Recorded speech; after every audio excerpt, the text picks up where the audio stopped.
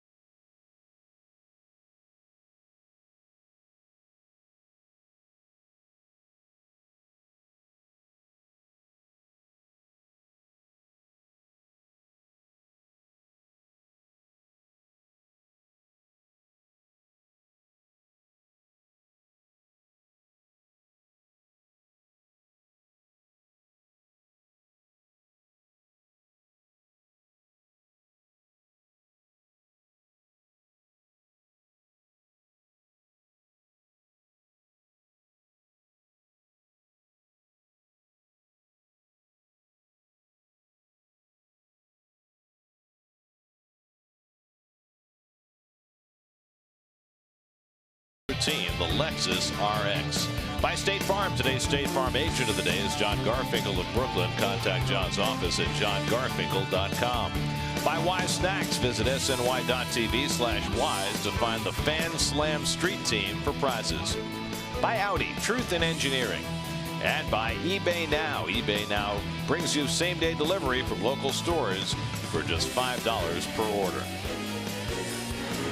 Run the bases at Citi Field tomorrow following the afternoon game against the Royals with the Mr. Met Dash for all kids 12 and under, presented by Banana Boat. For tickets, visit Mets.com or call 718-507-TIXX. Around the Majors, presented by Kia. Well, he struck out 13 his previous start. Jose Fernandez struck out 14. First pitcher to have back-to-back 13-plus strikeout games since Randy Johnson 9 years ago. Brian McCann hit a home run. So did Chris Johnson as the Braves won their 8th in a row, beat the Phillies. And Doug Fister went 8 innings, allowed 7 hits and a 2-1 win. The Tigers win their 6th straight over the White Sox. Mets and Royals. First pitch coming up from Citi Field.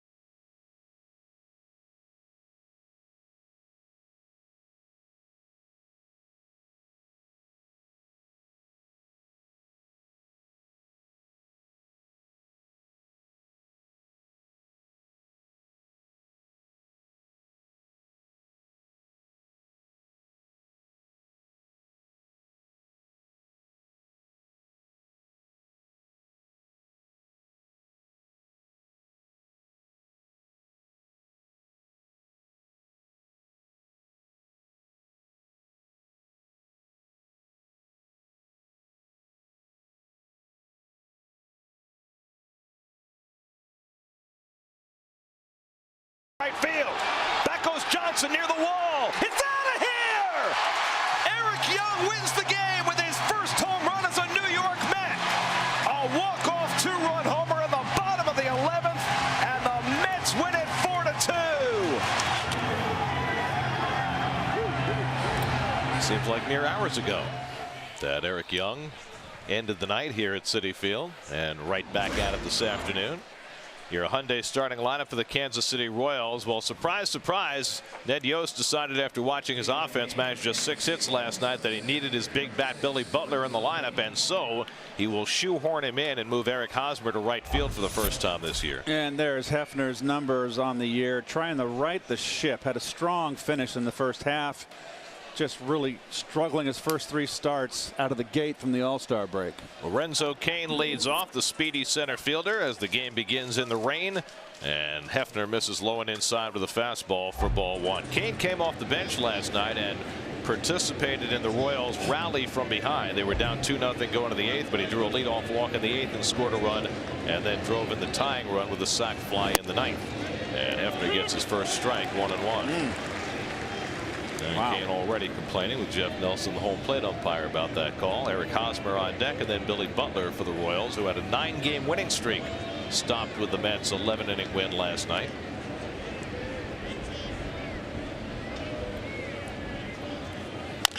Bounce toward third, a foul ball. And we'll take a look at the Lexus Metropolitan defense. Turner, how about that at third base today? Remember, we told you in the open, that Turner would not be the everyday third baseman. It'll be Murphy, who's back over in a familiar spot at second base. Big Murph, and he's going to be moved over to third more than likely. Mike Baxter is called up.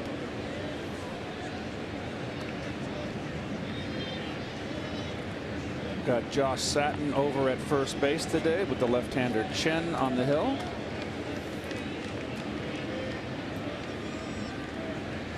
This was not supposed to be Hefner's day to start. It was supposed to be tomorrow. But the Mets have gone through a lot of issues in the last 24 hours. Bobby Parnell still unavailable out of the bullpen. Josh Edgin on the disabled list, maybe for the year. And so the Mets were shorthanded in the bullpen. Had to move Carlos Torres there last night. As Kane tries to hold, and he went around strike 3. Jim Wolf with the call, and Kane is struck out to start the afternoon. I think the one thing I've noticed about Jeremy since the second half was prior to the All-Star break, he was pounding that fastball into lefties and righties for strikes. Since the break, he's been missing. He hasn't been missing out over the plate. He's missing in, but he hasn't been able to throw it for a strike. That at bat he did, and set up his curveball for the strikeout. Here's Eric Hosmer, who went 1 for 5 last night. Hosmer, as we mentioned, moved out to right field today, and it came as something of a surprise to him when he got to the ballpark today and saw the lineup card. Hosmer has played 2 games in his professional career in the outfield, and he said that while he took some fly balls in spring training this year, he has not taken any since. So it'll be something of an adventure for him, as Billy Butler is in the lineup at first base, the only place that he can play. Butler, of course, normally the designated hitter for the Royals. As Hosmer hits one slowly, Murphy slides over to get it, and quickly there are 2 out. Today's Cold Hard Facts brought to you by Frost Brewed Coors Light. Well, he was on a tremendous roll before the All-Star break. The last 8 starts, 3-1, 1.76. 3 starts out of the All-Star break, 0-2, 12.34. Couldn't be a bigger contrast for Hefner. He said he had never really gone through a full All-Star break before. In the minor leagues, you only get a day or 2. And he said he just lost it. He lost his release point, lost his rhythm, and trying to find his way back. And I tell you what, as I have an everyday player, and I played 17 years, that first game back, couple games back from the 4 days off, 3 days off on our day, it took a while to get the engine back in 5th gear. Billy Butler takes a strike. Butler appeared as a pinch hitter last night, was intentionally walked. That came in the 9th inning when the Royals tied the game. Butler's numbers are down this year. Last year, an all-star season for Butler. He had 29 home runs, drove in 107, hit .307. Now the Royals play in a very big park. So when you hit 29 home runs in Kansas City as a Royal, that's power. Alex Gordon moved down to the cleanup spot for the first time this season on deck. And Butler goes after the high fastball and fouls it back, 1-2. Jeff Nelson calling the balls and strikes today. Jim Wolf working at first base. Mike Estabrook at second, and leather lung Jim Joyce, the crew chief, is over at third. Well, you'd like to have him in those night games, not the day games when you got a headache. 1-2 to Butler, and he fouls back the fastball. I just wonder whether Jim needs a lozenge after an 11-inning game last night, yelling out all those strike calls. Well, Dutch Rennert was the loudest of my era and one of the very best umpires in the National League. And I tell you what, I was blessed to play my 16 years of my 17 in the National League. Curveball grounded toward the hole. Turner to his left. And throws out the slow-footed Butler, and Hefner has himself a 1-2-3 opening inning. Mets will come to bat at the bottom of the first against Bruce Chen when we come back.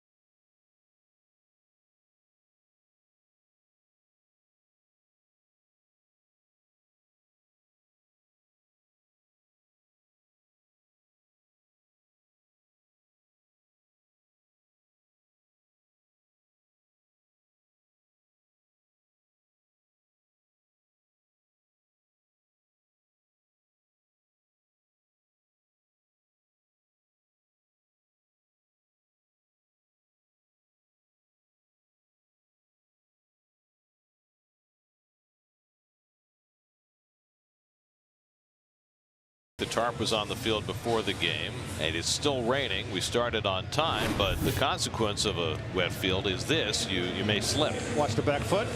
They slipped coming out of the box. There's the skid mark right there. So they've tried to eliminate the mud with some of the diamond drive before the Mets come to bat at the bottom of the first. There is the Geico Mets starting lineup, and this is the first day with David Wright on the disabled list. Josh Satin takes over in the third spot on the lineup for the first time in his career. Justin Turner getting the start at third base for today against the left-hander as the Mets face 36-year-old Bruce Chen. Boy, it's been a long time since I've seen Bruce, and he started, as we said, the season in the pen. This is his 23rd appearance and his 4th start. He took over for Mendoza, who struggled and got the loss last night. The Coors Light Royal defense. We talked about Hosmer out there in right field. That's going to be lost in space today, possibly. And Butler at first base. They just had to get Butler back in the lineup. Well, the instructions from the Kansas City coaching staff were Lorenzo Cain, center fielder, you catch everything. We'll keep an eye on the defensive, and I'm sure that Cain in center will always be kind of shading to right field. You see Jeff Nelson during Billy Butler's at bat after Hosmer slipped. Hey, it happens when it's wet. Come on. That. And they got the grounds crew out between innings to take care of it. So very interesting. Hosmer has not played in right field but twice last year, and look how shallow he's playing in right. You think he would play deeper, easier to come in on a ball. But he is playing a very shallow right field. Well, Eric Young ended the game last night for the Mets. Leads off against Bruce Chen, and he takes a letter-high strike. Young 2 for 5 last night. The walk-off home run was his first career walk-off hit and his first home run as a Met. His dad, Eric Young Sr., had one walk-off home run in his career, so they are now even. Like father, like son. Hit sharply through the hole, a base hit. So Young picks up where he left off last night, and he has himself a leadoff hit.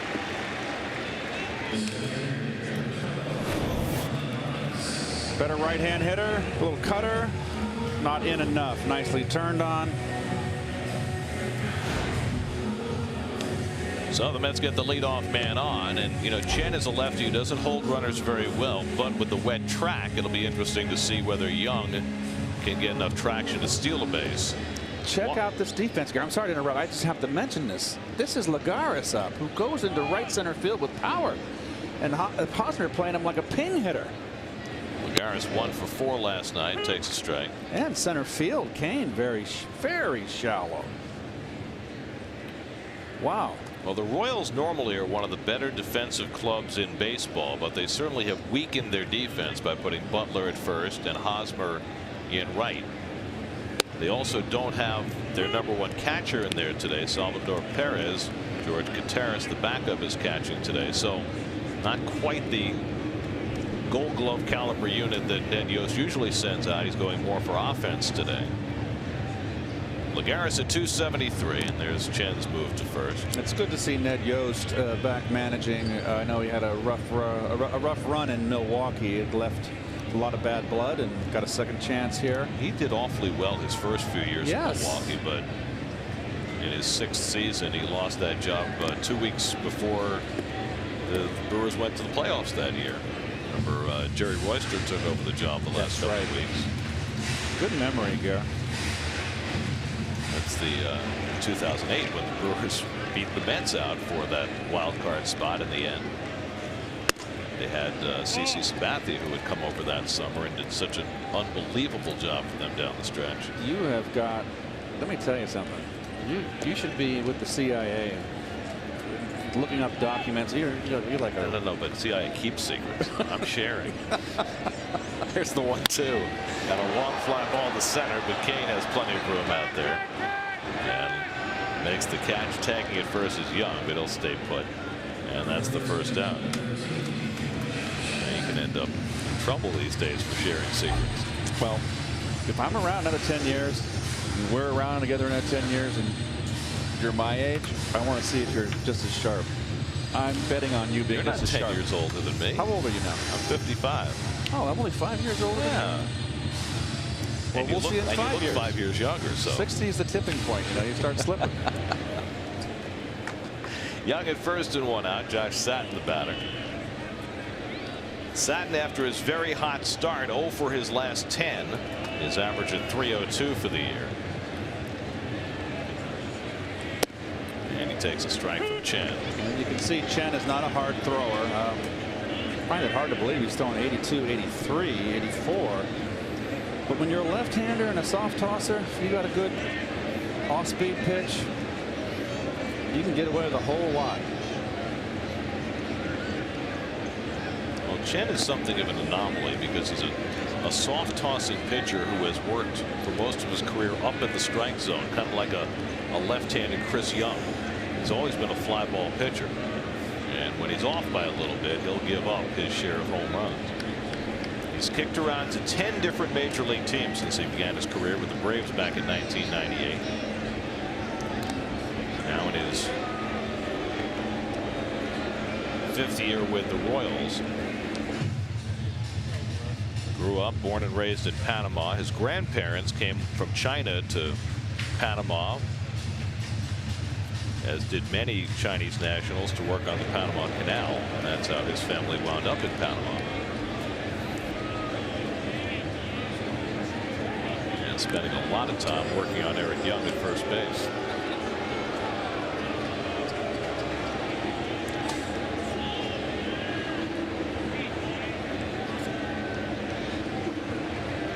Young with 22 steals on the year, 14 of those as a Met.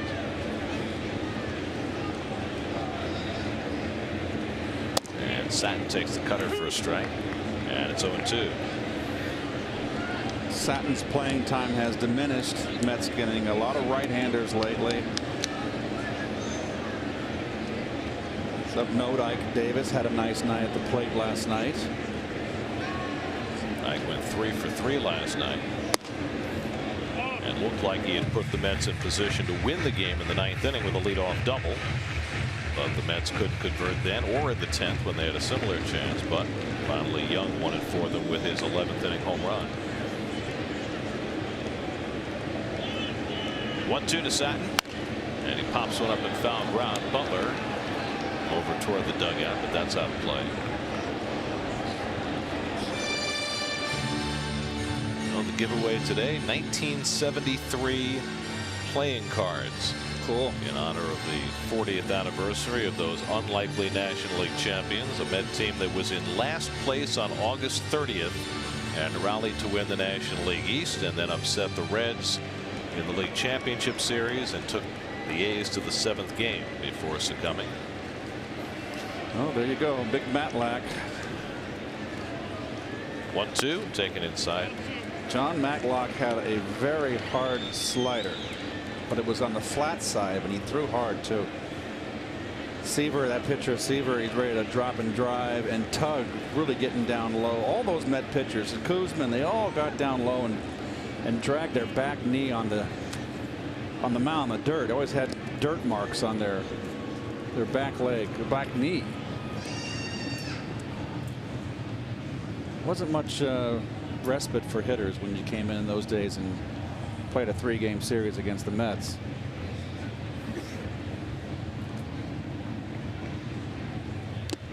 And Satin foul tips it. It's held by Gutierrez, and Chen has his first strikeout. 2 down. Little cutter right down the middle, and he missed it. That's why he's angry. Go look at his expression. How did I miss that? So after the leadoff hit by Young, he's still at first with 2 out. And now Marlon Byrd, as Keith said in the open, there's a lot more on the shoulders of Marlon Byrd now with the absence of David Wright. Byrd can't go out of, try to do more, and it's, you know, it's tried, and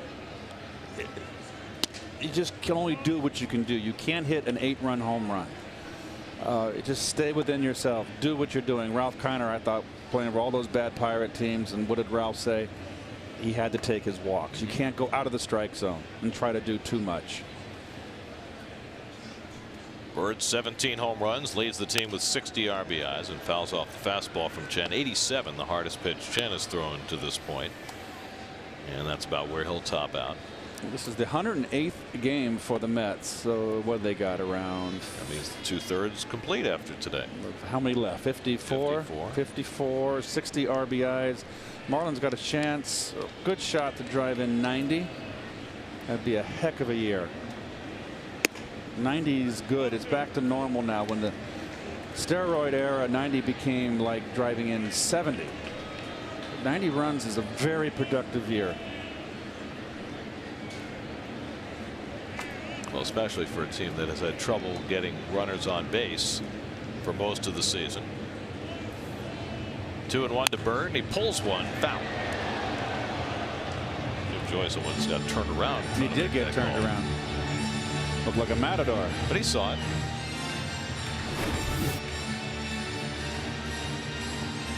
Kept his eye on the ball. Very nice. Olay. Just needed a cape.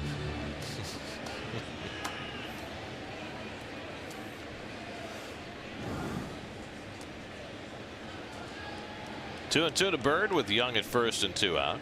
Interesting how that camera angle behind center field, Chen always fumbling with the ball from his stretch, but always doing the same thing, so he's not tipping. When he comes to the top of his stretch and gets set, watch him fumble around. Oh, not, you see that? He's always doing that. Strikes out Byrd. Back-to-back strikeouts for Chen, and the Mets strand Young at first. After 1 at Citi Field. That was quite a team in 73.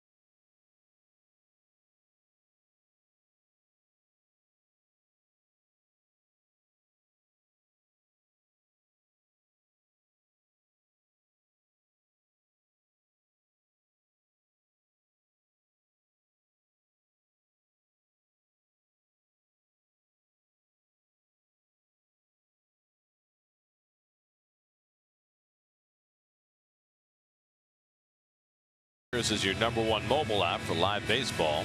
Available for iPhone, iPad, Android, and BlackBerry 10. At Bat delivers Mets baseball with live audio, stats, highlights, and more.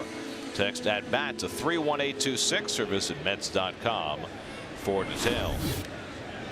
Oh, you know what?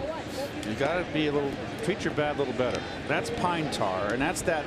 Manny Mota came up with that stick, that gummy stick, and I never liked it because it was kind of synthetic. I always liked the pine tar rag, sprinkle rosin on it. Well, and I played back using a scissors to take. Yes, that it's just a lazy man's way to do it. You got to get the rubbing alcohol on a towel, and then you just the pine tar comes off. It's a very meticulous job, but you've got to treat your bats with kind care. There's the Manny Mota stick, and that works. It's wonderful. But I liked. Oh, that makes. Oops, not that. Alex Gordon floats one to shallow left. Long run in for Young, diving, and did he get it? He did. Outstanding play by Eric Young coming in to take a base hit away from Alex Gordon for the first down. Well, the Mets continue to play good defense in the outfield, and he got there. Nice call by Jim Joyce. Joyce waited to make sure that Young held it and was able to make the transfer. Last night, Marlon Byrd made a similar catch, fully extended as Young, and Hefner appreciates that. So 1 out and nobody on. Now 39-year-old Miguel Tejada, who came off the bench last night, had a huge hit for the Royals, a leadoff double in the 9th against David Aardsma, and he came in to score the tying run. It's been 11 years since Tejada's MVP season with the Oakland Athletics, and he's kicked around a bunch since then, but still going. 2,400 hits, over 300 home runs in Tejada's career. And hitting at 290 this year in a part-time role. Hefner falls behind 3-0. Hey, it's not like the old days where, you know, you're a backup player, you make around $40,000 a year. A backup player, you can make $1 million. I think I'd do a couple extra sprints and maybe even do sit-ups if that was the case when I played. Could you handle that now?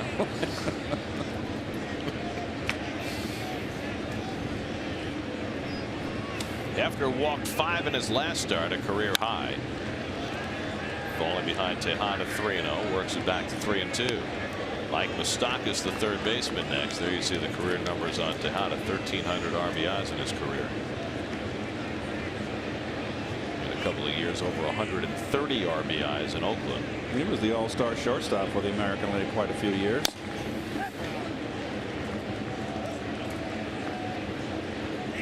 Was during a golden era for shortstops in the American League with A-Rod and Garciaparra and Jeter. Was Ripken still around too? Maybe the early part of his career.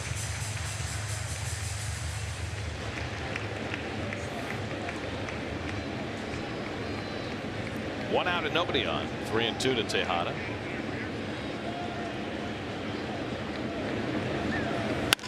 And he lines one the other way for a base hit. So Tejada, who had a hit in his only at bat last night, has a base hit, the first base runner for the Royals this afternoon. Still can swing it, still got a fast bat. Fastball away, watch him go right with it. That's beautiful. 2 strikes, not trying to hit a home run. Not an overswing at all. You know, you all can chip away. Everybody wants in love with the home run today.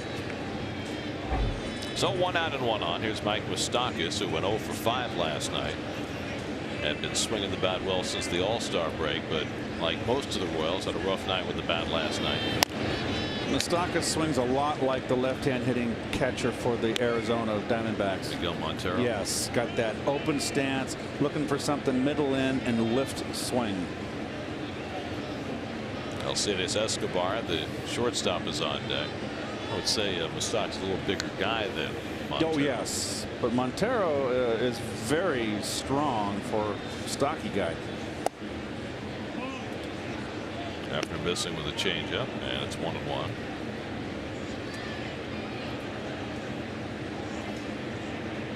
Does he have enough pine tar on the front of that helmet?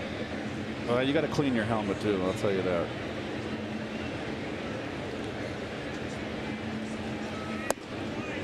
Another change up, and it's 2-1. Oh, come on. Hey, all that working out, and you can't open a water bottle? Oh, come on. What's he? Sir, I think you got the wrong workout program.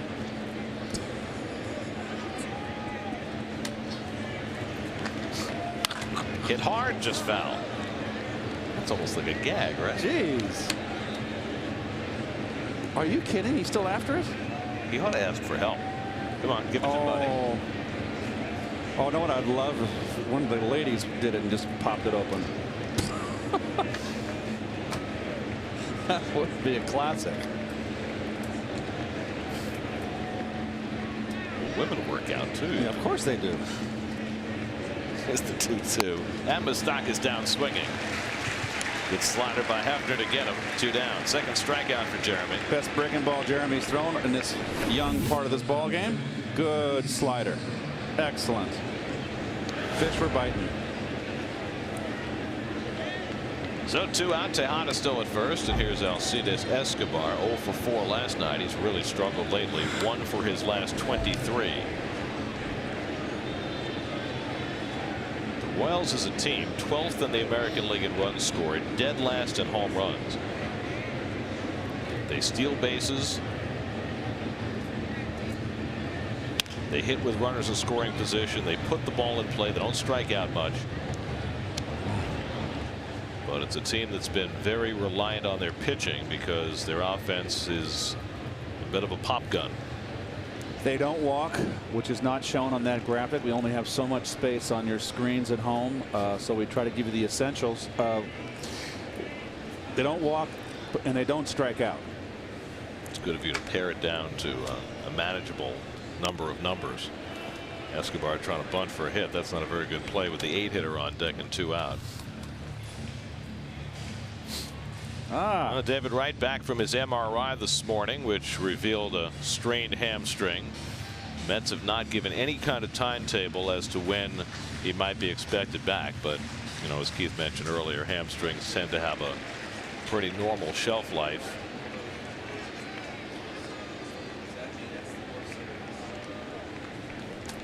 Oh, and 2 to Escobar. It's the 3rd time in David's career he's been on the disabled list. The first time was when Matt Cain hit him in the helmet in 2009. He missed 2 weeks. And then a more serious injury in 2011 when he broke a bone in his back and he was out more than 2 months. Well, this is the least serious. You can't belittle or the beating he had. That was serious. He got clocked. Well, not just that, but you know, he missed 15 games, but it had an effect on him the rest of that year, and I think into the next season as well. That was as good a beating as you're ever going to see. I mean, he really, it was, got him solid, and a hard thrower too, and Matt Cain. Hefner ahead 1-2, and Escobar takes low and in. 2 balls, 2 strikes. Well, they say it's a strained hamstring, and he pulled up lane. We saw, gave you the shot of it, and you know, it's hamstrings always minimum 3 weeks. And I'm not going to sit up here and be a doctor, but it'd be crazy to bring him back before 3 weeks. I say a month. You see Mike Baxter standing there, replaced right on the roster. And Hefner strikes out Escobar. Back-to-back strikeouts for Jeremy Hefner. And that gets Hefner through the second with help from Eric Young, leaving his feet and taking a base hit away from Alex Gordon. Young in flight. No score in the second.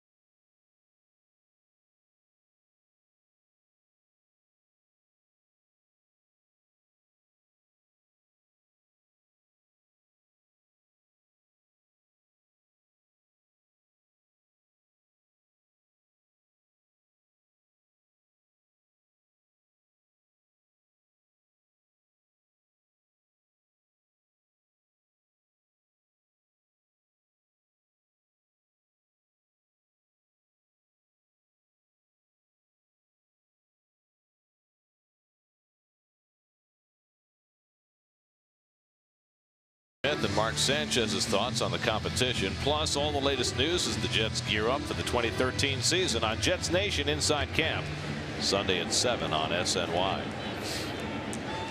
Daniel Murphy leads off for the Mets in the home second against Bruce Chen. Murphy was moved down to the number 5 hole yesterday to try and take advantage of his hot RBI bat, but he went 0 for 5. I like Murph's theme song when he comes to the plate. It's kind of like a little Irish lilt. Makes me want to trip the light fantastic. Justin Turner on deck, and Murphy drives one to deep right center field. Hosmer going back near the wall. It's out of here. Daniel Murphy with his 9th home run of the year, his first against a left-hand pitcher. And the Mets take a 1-0 lead in the second.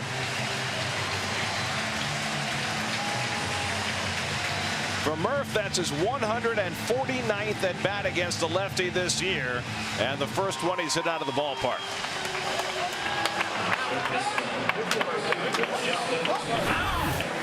Well, he stays right in here. Inner Howell right down the pipe, but he kept that shoulder in. Murph always does. Murph has a good approach against left-handers, and that was a no-doubter. That's a long way. He hit one in Washington to the same general vicinity that went 440 feet that we said was the longest we'd ever seen him hit. This wasn't quite as far, but it was still very well struck. Justin Turner fouls off the curveball, and it's 0-2. Turner came off the bench last night, went 0 for 2, had a very frustrating at bat in the 9th inning after the Mets got a runner to third with 1 out, had a chance to win it, but struck out on 3 pitches against Aaron Crow. Turner in the lineup today at third base.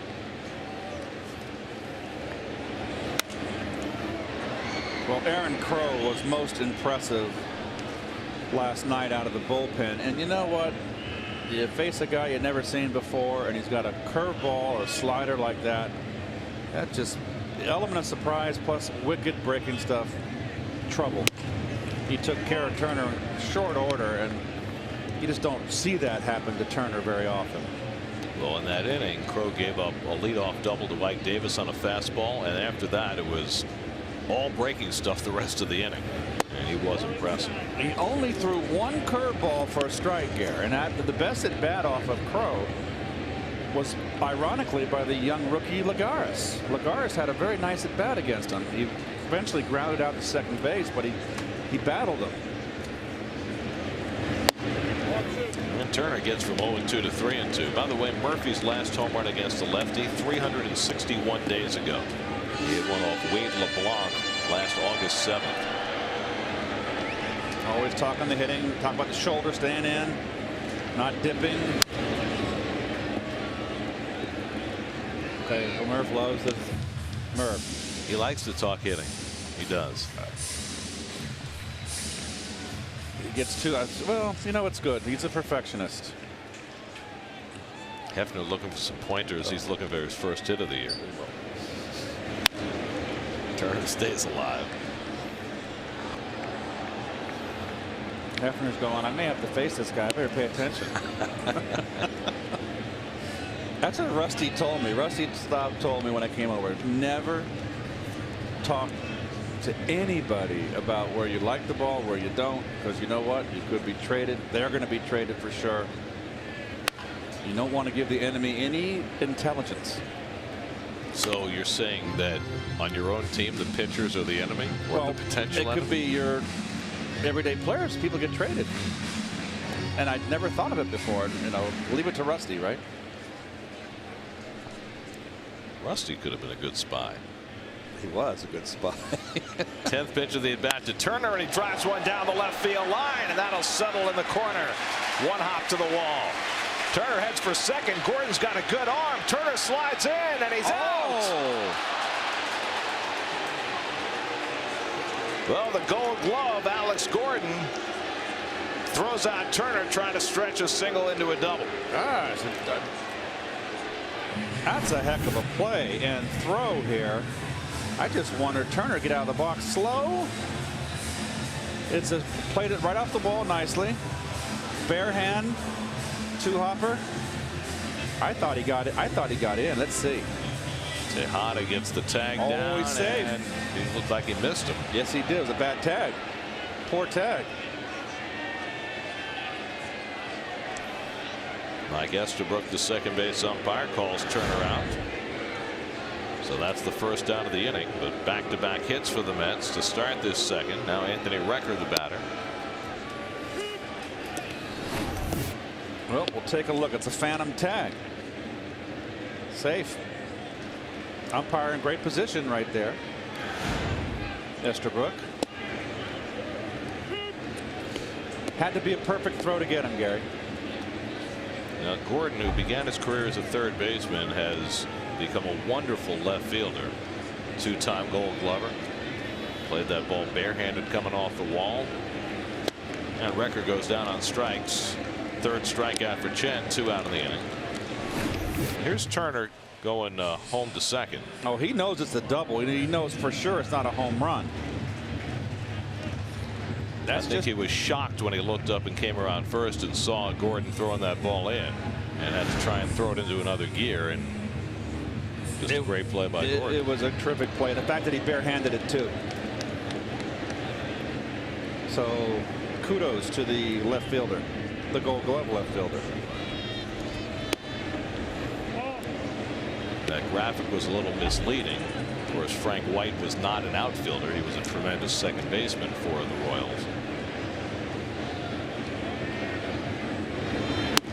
Quintanilla takes a strike, 1-1. I played against Frank in AAA.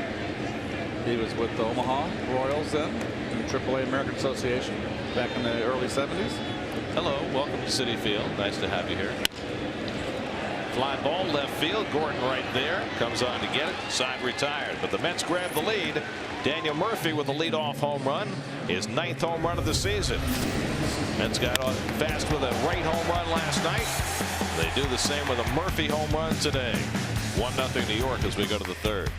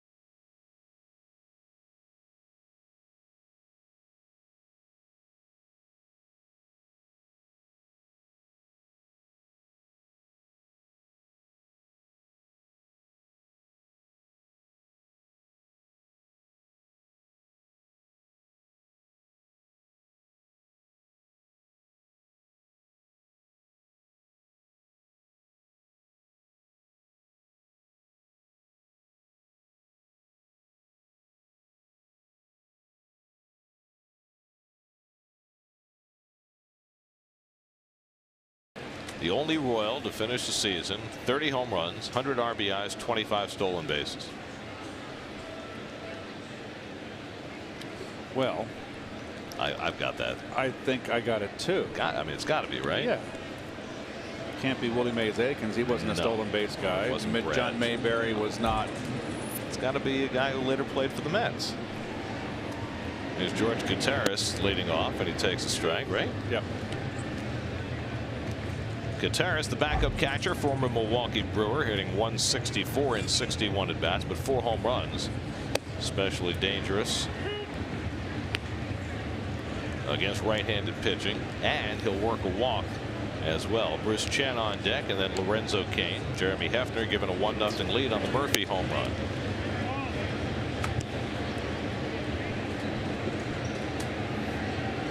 A lot of kids in the ballpark today. Kids and dads, kids and moms. That's what day games are all about. It's like a picnic. And now with the new ballpark, it's like going to the county fair. There's so many things to do. You mean like the dunk tank and the wiffle ball field? Everything, yes. It's like an amusement park. A little bit high to Contreras, 2-2. And of course all the food. You know they have a new meatball stand. I didn't know that. Yeah. Competition for Keith's Grill. That's right. 2-2 curveball. Contreras hits it out to right field, sending Bird back to the track, back at the wall. It's out of here. George Contreras ties the game with his 5th home run of the season. Breaking ball in the middle of the plate from Jeremy Hefner, and Contreras' home run ties the game. Well, the 2 left-handed bats have done the damage thus far. And we just talked about the 4 home runs. That's now his 5th. Oh, a hanging curve. Just a lazy breaker. And Marlin runs out of room.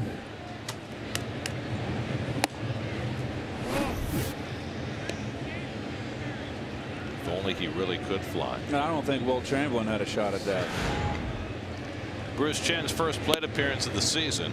Lifetime 146 hitter and 123 at bats. Well, Jeremy Hefner hasn't had a hit this year, but he's also been effective at keeping opposing pitchers from getting hits. Opposition pitchers are 1 for 38 against Hefner. Well, they should be. Well, 1 for 38. That's extraordinary. Those pitchers can't hit. Well, occasionally they do. And Chen promptly sends one down the line, and he's got a base hit. How about that? Make it 2 for 39. He's not going to try for 2. No. Well, Young was playing right on the line anyway. So Chen in his first plate appearance of the season has a hit, so he's batting 1,000. You see the little smiles come on his face. See, I told you 1 for 38 was extraordinary. Now it's 2 for 39. 2 for 39. Oh, it almost got by Eric. Aha. You'd smile too if you were batting 1,000.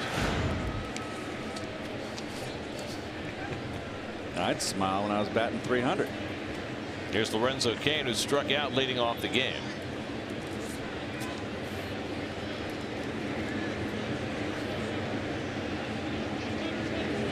And he hits it sharply past Turner. 3 straight hits for the Royals. Chen stops at second. And Cain with a bullet that Turner could barely react to. And so Hefner, after sailing through the first 2 innings, finding trouble here in the 3rd. Just a rocket just out of the reach of Turner playing in. And we've seen this Royal team. We said they don't walk. They attack early and often in the counts. So now Eric Hosmer grounded out to Murphy his first time up.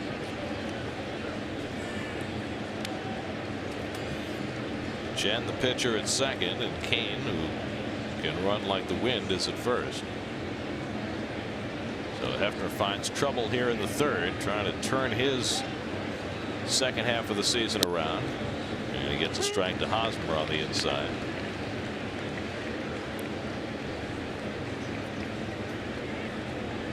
Jeremy looked for a while in his last start at Miami as though things were going to go better. Didn't allow a hit the first 3 innings, and then found trouble in the 4th.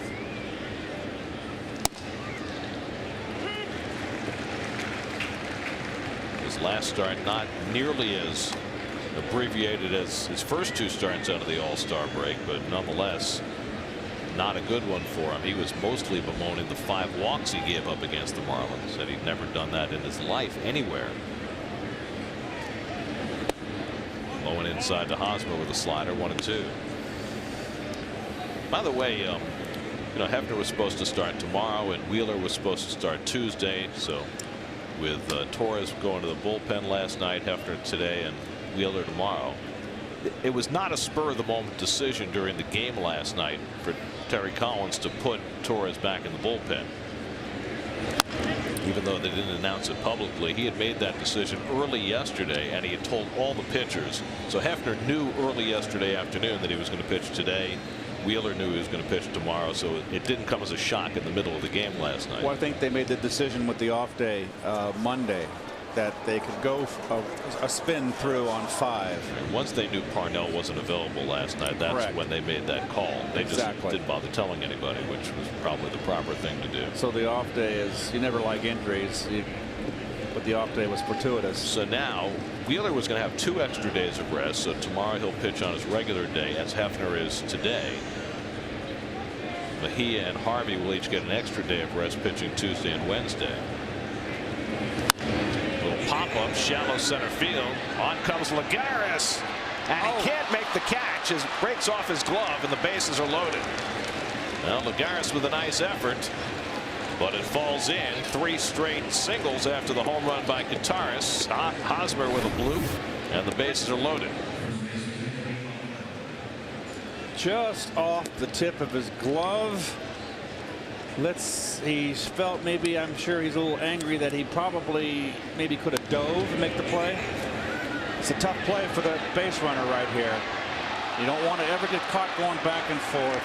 Yeah, this is the one crimp in Lagares' defensive game that we've seen the last couple of weeks. He has tremendous range, gets great jumps on balls, but that's the 3rd time now in the last 2 weeks he's had a ball go off his glove after making a long run, and had a ball fall in, and he's not happy with that at all.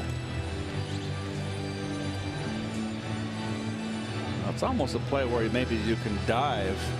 Marlon Burt's coming in from right field. I wonder if he needs sunglasses. He needs sunglasses. Yeah, the sun is starting to pop out.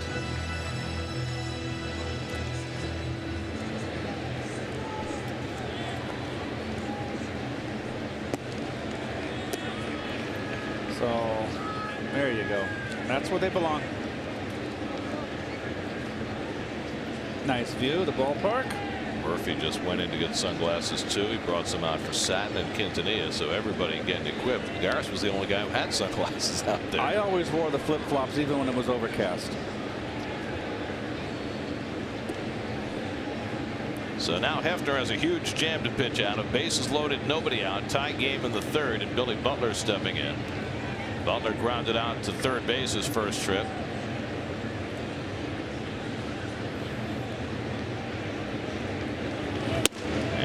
Paints the outside corner, 0-1. Well, they got the big bat up at the right time here. Now this was the change that Ned Yost made today to put Butler in the lineup. Guy who's normally a DH, but he shoehorned him in to make his bat available, and now up with the bases loaded. Chases the slider, and Hefner's quickly ahead 0-2. Well, Butler last year won the American League the DH award, outstanding DH award, that's named after Edgar Martinez, the Seattle Mariner. Hefner ahead 0-2, and he struck him out. Got to chase 2 sliders well out of the strike zone, and that's the first out of the inning. That is not an at bat you want to have with the bases intoxicated. That was just bad to worse to terrible. So it happens. So Hefner gets the first out after 4 straight hits, and now Alex Gordon, who hit a flare to left field, and Eric Young made a diving catch in the 2nd inning. I love this shot too. This angle is terrific. I love it.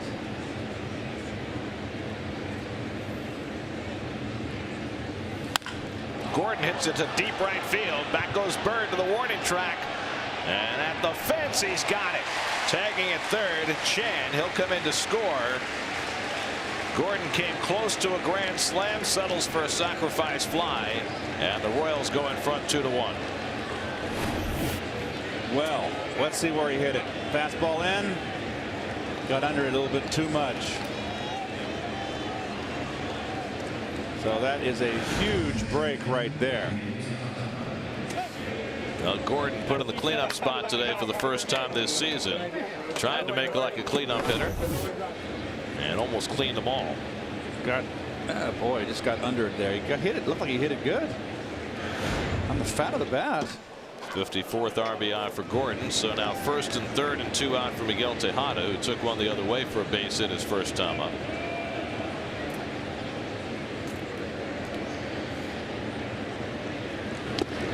Ball from Hefner knocked down by Recker 1-0. So Murphy gave the Mets the lead with a home run in the bottom of the second, and the Royals responding right away to put up 2 here in the third. Well, I'll tell you, looking for more. Bases loaded, nobody out. If Hefner can get out of this with 2 runs, that's a win-win. This game could have been busted wide open. He got a big tough out here. The veteran bat at Tejada.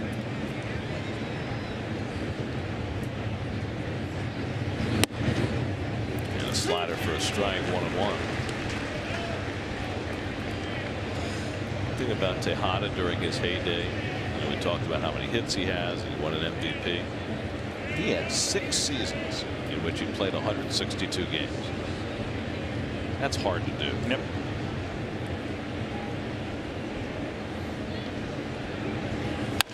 And he lines one the other way again for a base hit. That'll bring home a run as Kane is in to score. Hosmer going first to third. Tejada with his second hit of the day. Drives in a run to make it 3-1 Kansas City. Well,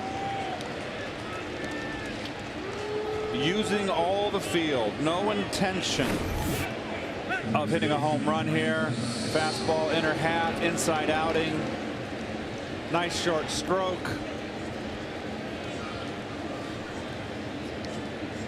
That's just good hitting. Those 2 out RBIs are killers. Well, the big inning creeping up on Hefner again. And that 3-run 4th inning in Miami in his last start. Now a 3-run 3rd inning. Mike Moustakas, the 8th man up in the inning. Struck out his first time and takes a changeup for a strike. Now it's ball's inner half, folks. So look at him inside out. He bring his hands in a little bit to his body. Particularly his lead arm. It would be his right arm, and just staying level inside outing that ball to right field.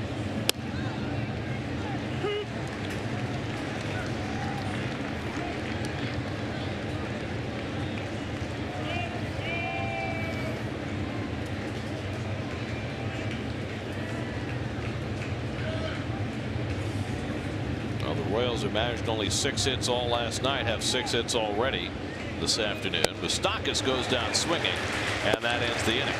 5 strikeouts for Hefner, but the Royals put up a 3 spot in the third and go up 3-1.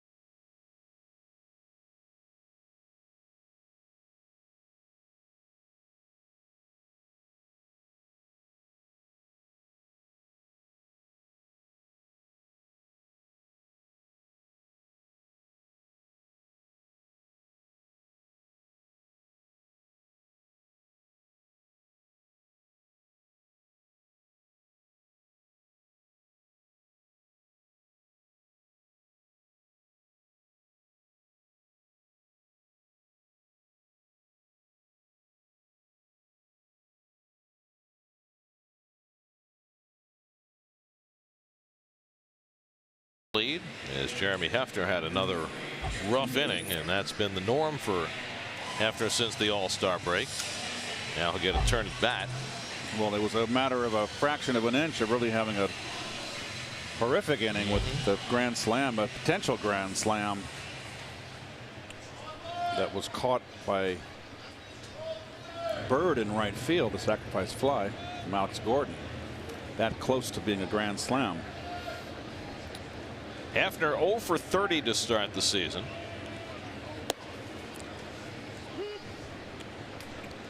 The worst 0 for any Met pitcher was Randy Tate, who in 1975 had an 0 for 41 stretch. Don't remember him. That was my rookie season. I got sent down that year, so. Strike 3 called and make it 0 for 31 for Hefner. 4 strikeouts for Bruce Chen. 1 out and nobody on. Eric Young coming up. Let's check in with Eamon McEnany, who's filling in for Kevin Burkhardt. Eamon? Well, Gary, as you pointed out throughout the weekend, Bruce Chen's biggest outing as a New York Met during his career here during 2001 and 2002 was in one of the most memorable Met regular season games in franchise history when he started the first game back after the attacks on September 11th. And I had a chance earlier today to discuss his memories of that night. Obviously, he said very emotional. He said, you know, the Met team was so entrenched in the community during the week and a half after those attacks that they knew it was their responsibility to go back to work, go back to routine, to help the area go back to work and go back to their routine. So I asked him how hard it was for him to get into a routine that night when obviously it wasn't just any other regular season game. And he said that was the toughest part because they never really knew when they were going to start. If you remember the pregame ceremonies that night, so emotional with Liza Minnelli, Diana Ross, and the first responders being honored. But he said he was able to settle down and treat it like just another game, and he did pitch well, keeping the Mets in that game. And I asked him about obviously the big moment when Mike Piazza hit the home run. He said he was able to, he'd iced his arm but made it back into the dugout, and he'll always remember that that was the moment after the Mets had been in the community and, you know, around New York at that time. No one really knew, is it okay to laugh, is it okay to smile, you know, going back to normal. And he said after Mike Piazza hit that home run and watching his teammates and seeing the fans in the stadium, Gary said the one thing he'll always remember is that he felt for the first time in about 2 weeks New Yorkers felt it was okay to smile and enjoy the moment, and that's what he'll always take from that night at Shea Stadium against the Braves. September 21st, 2001. The day every Met fan will remember. And you know, Chen pitched wonderfully that night. He went 7 innings. He didn't allow an earned run. The opposing starter for the Braves that night was a New Yorker, Jason Marquis. And the pitcher who gave up the home run to Piazza in the 8th inning, also a New Yorker, Steve Karsek. Young pops one up, and the shortstop Escobar is there. One away. Well, you know, 2 away. Just one of many big hits and big home runs that Mike Piazza hit in his career here as a Met. And Mike is going to be honored later in the year. Last day of the season, he'll be inducted into the Mets Hall of Fame, and rightfully so. Oh, no fooling. No brainer. You ready to welcome him to your club? Sure. You are a Mets Hall of Famer. With pleasure. Curveball in for a strike to Juan Lagares. He'll fly to center his first time up.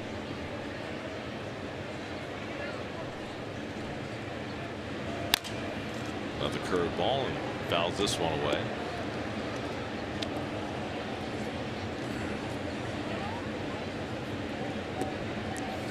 Bruce Chen was picked up during that 2001 season from the Phillies. The Mets traded 2 guys who were instrumental in them getting to the World Series the year before, Dennis Cook and Turk Wendell, to Philadelphia, and got Chen, who made 11 starts that year for the Mets, went 3-2. He made 1 appearance the next year in 2002 and then was traded the first week of the season to Montreal. The Mets got back a relief pitcher that they thought was going to really help them out, Scott Strickland, a little hard throwing right-hander. Yes. And he was hurt virtually through his entire Met tenure and never really got off the ground. And that was the coming and going of Bruce Chen as a Met. Now a swing and a miss. It gets away. Gutierrez runs it down. Lagares neglected to run, and that's an out at first base. Well, Lagares, for some reason, I don't know if he thought he foul tipped it. Collins coming out. But he is a strikeout victim, and Terry Collins is going to come out and argue. We go to the fourth, 3-1 Kansas City.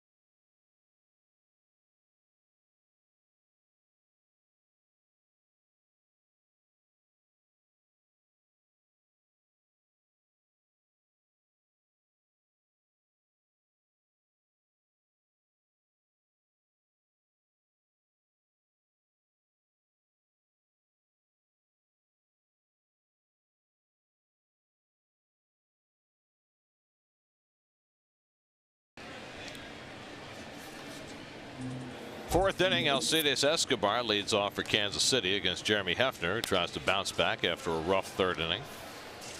Escobar struck out his first time up, one of 5 strikeouts for Hefner over the first 3 innings, but the Royals with 3 runs and 6 hits against Jeremy, all 3 of the runs and 5 of the hits coming in the third.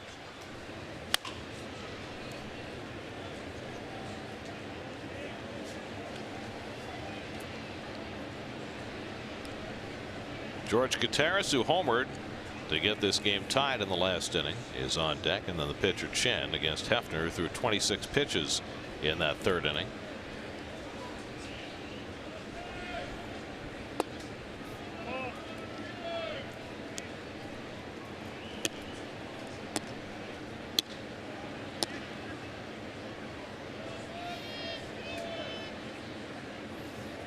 Well, we started this game in the rain. Now playing in the sunshine. 2-2 to Escobar. Well, I'm sure they're still probably getting it out on the eastern Long Island right now. So you're saying your plants are being watered? Well, it could have skirted north, Gare, but it was a big blob, moved through here quick. Escobar pops it up behind second. Murphy out, and Quintanilla peels off at the last moment to avoid a collision. 1 out. There's your Mets upcoming schedule, presented by Wise Snacks. You can listen to all Mets games on Sports Radio 66 and Sports Radio 101.9 FM WFAN. Final game of the series tomorrow. Zach Wheeler on the mound for the Mets. Then after an off day Monday, the Rockies come in. Andrew Mejia goes Monday night. Matt Harvey Tuesday night. Dylan G Thursday afternoon before the Mets begin their 11-game road trip in Arizona. They go Arizona, LA, San Diego, and then a makeup game in Minnesota on the way home. Just as we kicks. We will go also. Yes, indeed. I don't know. That's a nice trip, really. Phoenix is a lovely town. LA is fun. Dodger Stadium. San Diego is spectacular. Well, it'll be nice to see Target Field in Minnesota when it's not snowing. I can do without. I'm sure the players can too. It's just it cuts into that off day on the way back. Remember, you're 10 days on the West Coast, on West Coast time, Pacific time, And it's always tough coming back home, even when you have that off day after the travel date. Gutierrez hits this one out to left field. And Eric Young squeezes it, 2 out. Well, think of it this way, though. You have those 10 days in the Pacific time zone. This way you get a mid-course adjustment. You go to Central Time in Minnesota, kind of gives you a day to recoup the 2 hours, and then the next day you come home and you get that 3rd hour rather than doing it all at once. Well, let me put it this way. I'm just glad I'm sitting on my fanny, not having to, announcing these games, so I'm going to go out and play. Now they got that off day is shot to play make up snow out in Minneapolis, and then they got the Braves coming in for a big 3-game series after that. The Bravos with no rest.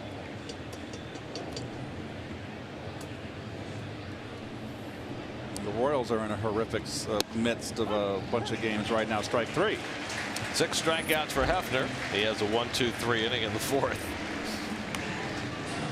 Josh Satin will lead off in the bottom of the 4th with the Mets down 3-1. Sorry to take over play-by-play.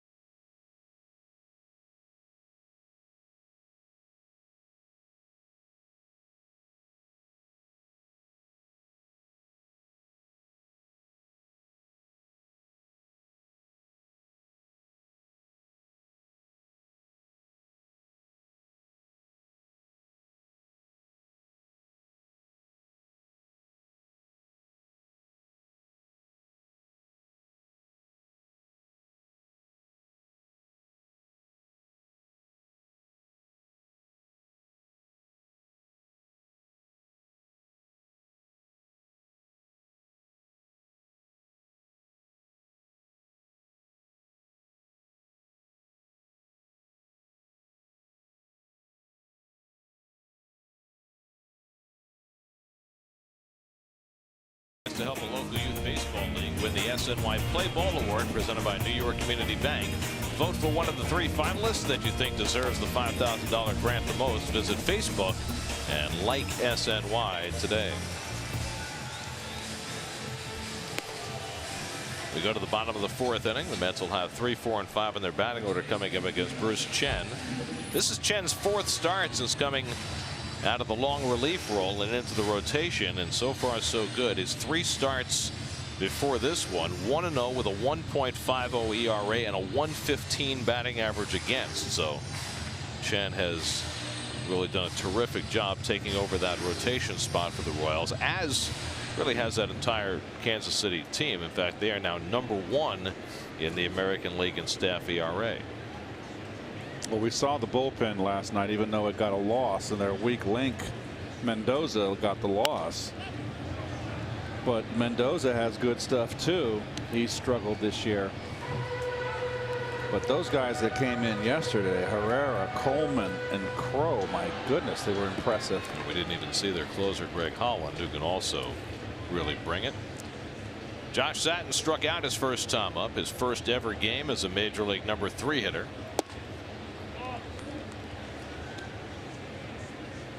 Satin now 0 for his last 11, has seen his batting average dip below 300. Got off to that incredible start when the Mets were facing a spate of left-handed pitching. He's cooled down as his playing time has diminished.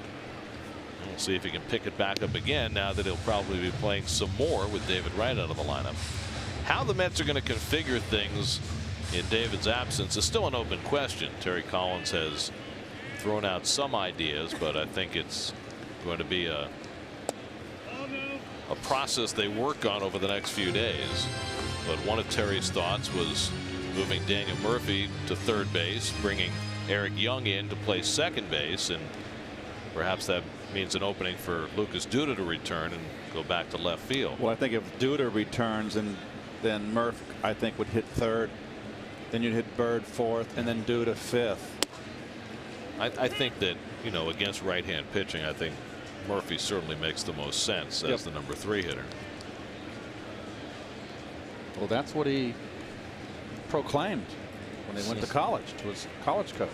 What's your position? Number 3 hitter. I'm your number 3 hitter. I think it's going to be interesting to watch over the next week or so and see how it all develops, and you know, see whether Terry puts in a plan and stays with it, or whether he tinkers around and moves people around on a daily basis to try and figure out what the best combination is. I think he's going to do some tinkering, to be honest with you. Some serious tinkering, playing with the hot hand. 3-2 to Satin, and he drives one into left field for a base hit. So Josh snaps that 0-for-11 skid, and the Mets get their leadoff man on for the 3rd time in 4 innings against Bruce Chen. Well, Satin stays a very compact swing. Turns on this fastball, and it's been tough. Josh was very hot. Playing time diminished. You sit there, you get antsy. It's not an easy job. So good to see him break that 0-for-11. Now Marlon Byrd, who struck out his first time up. Byrd was the only hitter in the Mets lineup today who had ever faced Chen before, and Marlon is now 3 for 7 against this left-hander. The last time that Chen pitched against the Mets was 2003. The last time he started against the Mets was 2001 for the Phillies before the Mets traded for him. So it's been a long time. In fact, none of the 35 players who played in a game with Chen as a Met have played a big league game since 2010. So he's outlasted everybody he played with as a Met. The last major leaguer who played with Chen as a Met was Jay Payton, whose last year was 2010. So he's been a survivor. Originally came up with the Braves. Made his debut in 1998 with Atlanta. And that 85-mile-an-hour fastball is still causing swings and misses. Nope. You saw Marlon. Just watch Marlon's reaction and this swing and miss. He just kind of goes, Look at this. Looking at his bat if it got a hole in it or something. I mean, again, it's not like he sinks it. It's not like he's a ground ball pitcher. That's driven to left. Gordon going back gets there and reels it in easily. And back to first base goes Satin. Every out has been either a strikeout or in the air. And that's Chen's game. So 1 out and 1 on. Now Daniel Murphy, who slugged a home run well over the 390 mark in right center his first time up, his 9th home run of the year, and his first against a left-hand pitcher.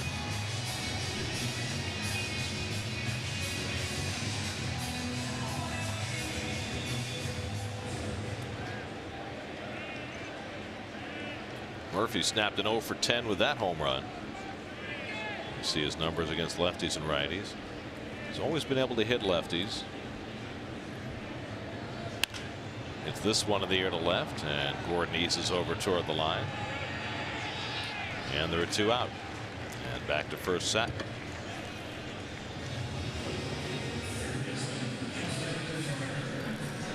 So 2 out, and now Justin Turner,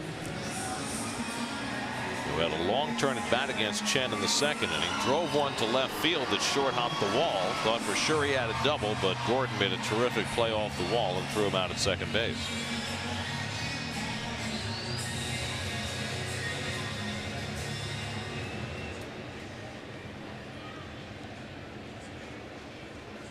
He's chewing that gum.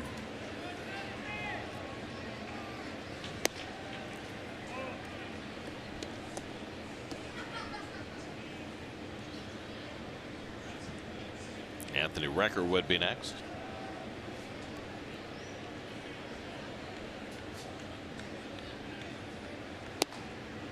Bruce Chen has 75 wins in his major league career, which is the second most of any pitcher born in Panama. He's 3 off the lead, which is held by Mariano Rivera. He's also second in strikeouts all time by a Panamanian pitcher to Rivera. I'm trying to think, was Rennie Stennett from Panama? The Pirates had one player from Panama. I just can't recall which one it was. Like during those lumber company years. Well, the Mets have had a couple of players from Panama recently. Ruben Tejada, Manny Acosta, both from Panama.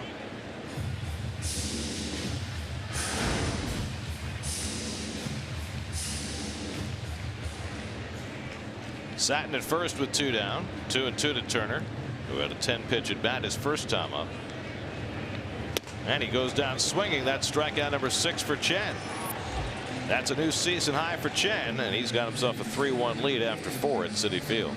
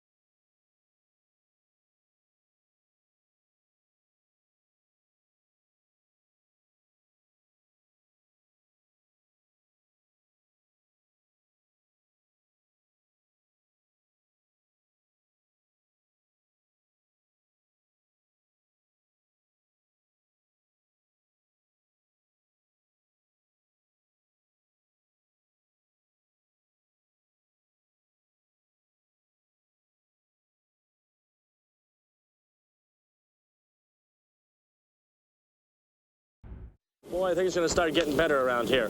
And I had a long conversation with a close friend of mine. We were talking about confidence and believing and momentum and things like this. So I came to the ballpark that day all fired up. I was in extremely good mood. And I was out here in the outfield during batting practice hollering to the different players on the club and to the fans that you got to believe, you know, you got to believe. Now, 40 years ago, the Mets were stumbling along in August, and after M. Donald Grant, the Mets chairman of the board, told the team to play better, Tug kind of mockingly took Grant's words, turned it into a rallying cry. You got to believe, and it became the mantra for that 1973 unlikely National League champion. Well, Tug was a winner and infectious personality. One of the, you got to have those characters, and Tug was. I think Tug was what Roger McDowell was on our 80s team. Really? That kind of easygoing, funny guy that kept everybody loosey-goosey. And Tug went on to Philadelphia and won too. So Tug's a winner. God rest his soul. Lorenzo Cain takes a big rip. Well, Tug was kind of emblematic of that team in '73, in that the first 5 months of the season he had a really bad year, but September you couldn't touch him. That's when it counted. And October too. They came within a game of upending the mighty A's. They came within a Yogi Berra managerial decision of winning that World Series. Opting to go with his two aces on short rest, Seaver and Matlack, rather than pitching George Stone in Game 6 and using a well-rested Seaver in Game 7 if necessary. George Stone went 14-3 or 12-3 that year. He had, they were up 3 games to 2. But you can look at also, Trader Jack with the Marlins when they beat the Yankees, and he went, there's the official yearbook, but going with his ace on what, 3 days rest? Josh Beckett. Yep. 2003. And that paid off. I remember Seaver pitched that Game 6. Reggie Jackson got the big double in right center field, and on the 7th inning that beat Seaver, Mr. October. Number 9 in your Oakland A's. Oh, number 9, right? Program. Not any of that 44 stuff. Here's the 2-2 inside to Cain, full count. Now Game 7, Matlack got touched for 4 runs in that 3rd inning. That was it. Reggie had the home run, and Kenny Holtzman won Game 7 as Cain gets under 1 to left, playable for Young. Holtzman is one of your starters with Catfish Hunter. Of course, the Hall of Famer Catfish Holtzman was wicked. Wicked left-hander. Johnny Blue Moon Odom. It hurt his arm. He was a great pitcher. Darrell Knowles got the save. Raleigh Fingers was their primetime reliever, but Knowles became the first pitcher ever to pitch in all 7 games in a World Series. They had a great bullpen. They had Sal Bando at 3rd, Bert Campaneris at short, Dick Green at 2nd. Forget who played first. Hosmer bounces one. Dave Duncan and Gene Tennis were the catchers. Reggie in right, of course. I think Angel Manuel played center field. I could be wrong. Maybe Billy North. I don't think it was Billy North. Joe Rudy, of course, in left field. Yeah, Billy North was in center. Was it Billy North?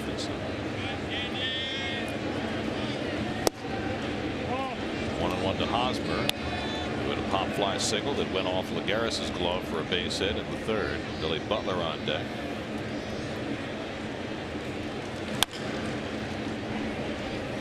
Trying to think who was at rotation. It was Catfish, Holtzman. Oh shoot!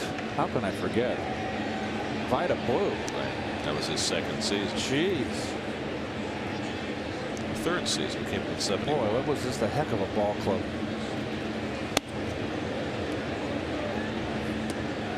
But the Mets took him to the limit. That was a team that won 3 straight World Series. They beat the Reds in '72. They beat the Dodgers in '74. Line past Hefner and into center field. A base hit for Hosmer, his 2nd of the day. And the 7th hit against Hefner. We'll have to get out of the way of this one. Was the bullet. Let go with one hand. Gets back at you quickly.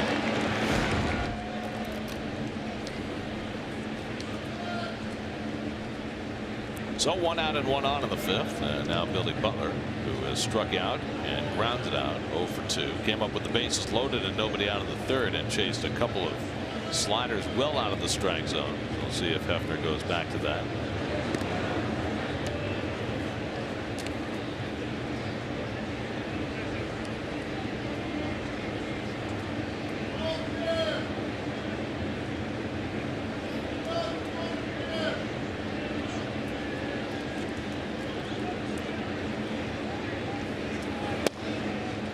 Starts him off with a fastball for a strike.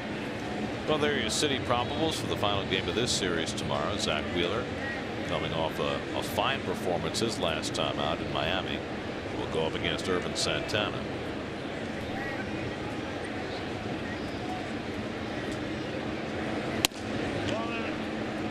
lot of speculation that Santana was on the trading block coming up to the deadline, but with the Royals now sort of back in the race and Santana pitching well, they declined to part with him.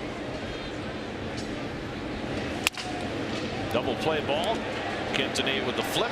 Murphy with the turn. 6-4-3 double play. Side retired. Halfway through, 3-1 Kansas City.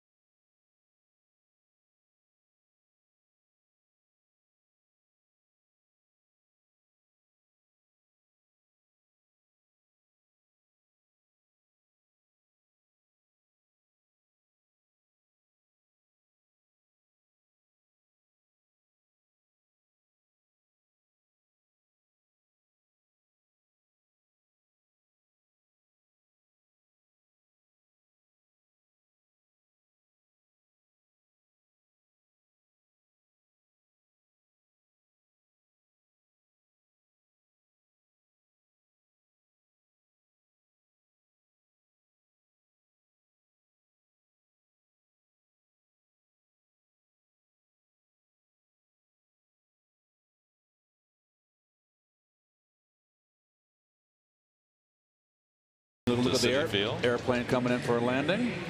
Oh, we're above the airplane. That's right. Wow. Some crowded airspace. We take precedent. This is from earlier today because that's an empty Citi Field. That's there are fans true. in the ballpark now. That's right. Anthony Recker bats at the bottom of the 5th inning. Recker struck out his first time up. Recker's got 5 home runs this year, 4 of them against left-handed pitching in just 41 at bats. And he takes high from Bruce Chen, 1-0. So Chen continuing to excel in the Royals starting rotation. His 4th start. He's given up just a run on 4 hits today, looking to go 5-0 on the season.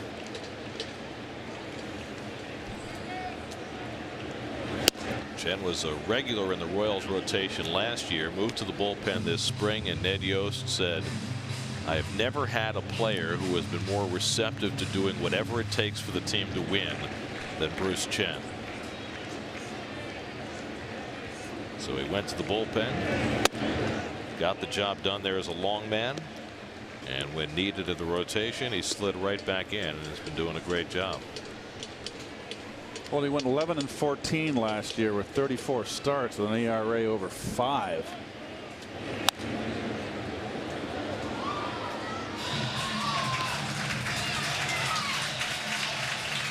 His best year was back in 2005 with Baltimore, where he went 13-10.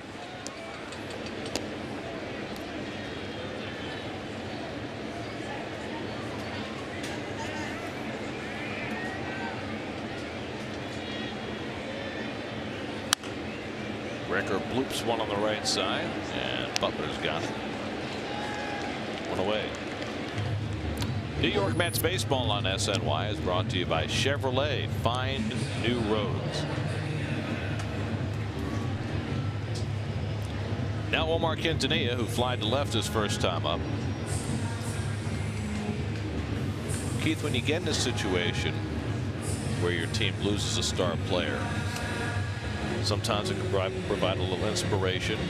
Last night the Mets able to rally and win after David got hurt. But then the day dawns the next day. The reality sets in that you've lost your best, your most important player, your leader.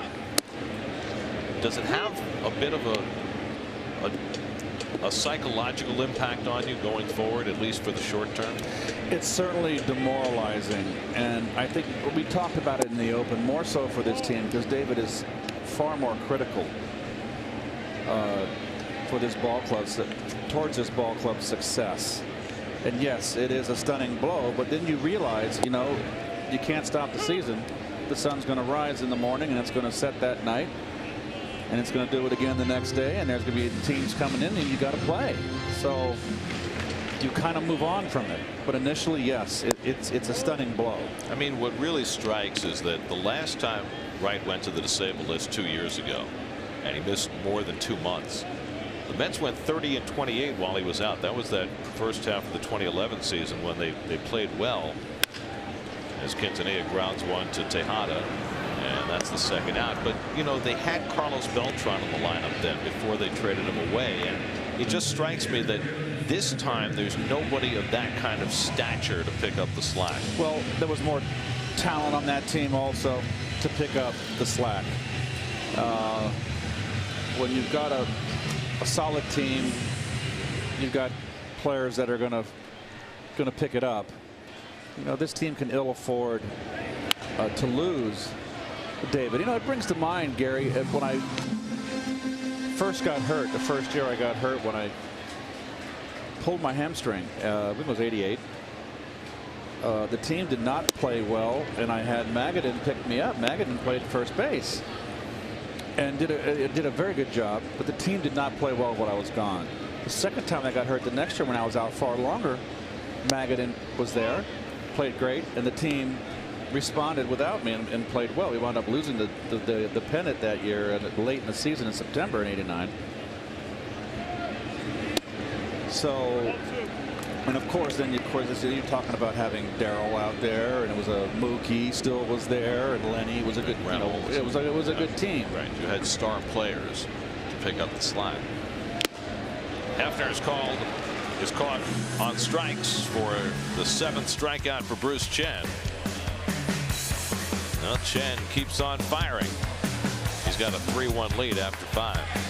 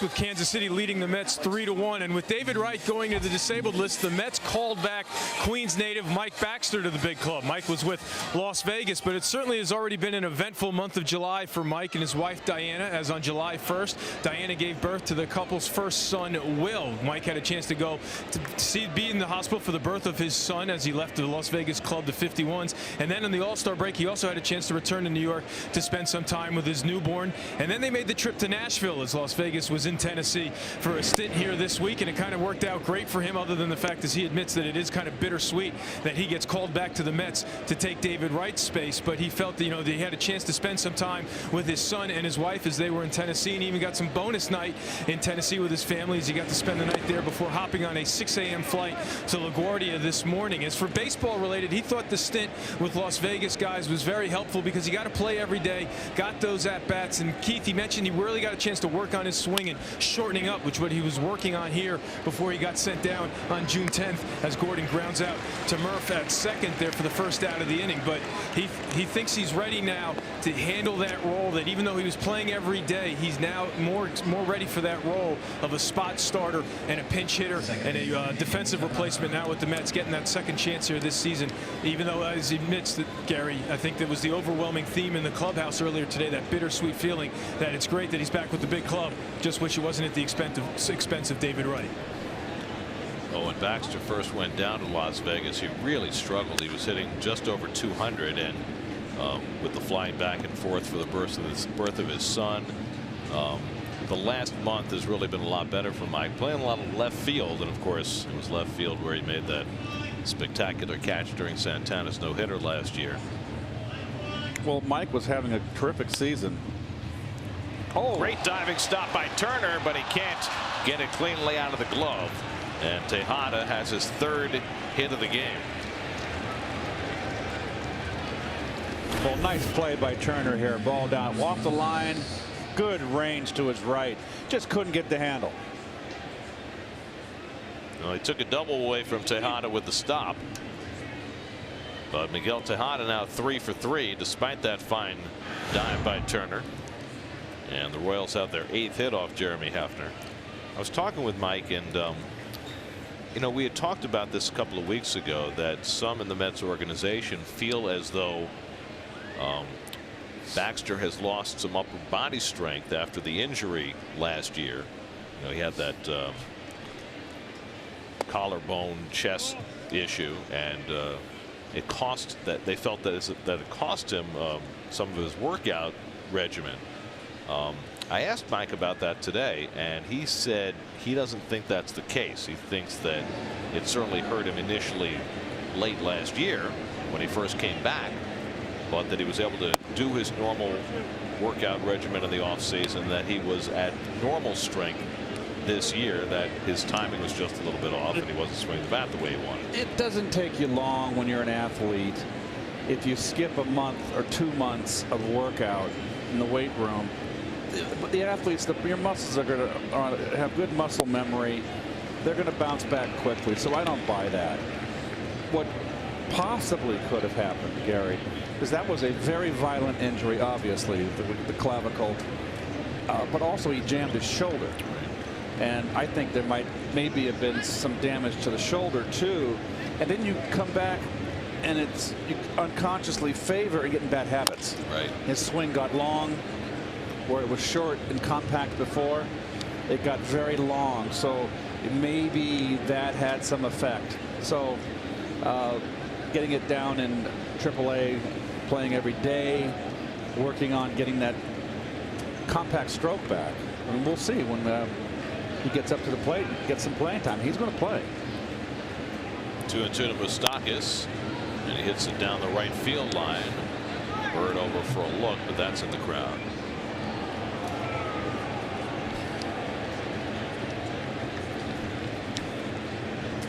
One thing bringing Baxter back here does, the Mets, after going to the 6-man rotation, had a 4-man bench that most days was all right-handed, and now Terry Collins has a regular left-handed bat on that bench, which is important.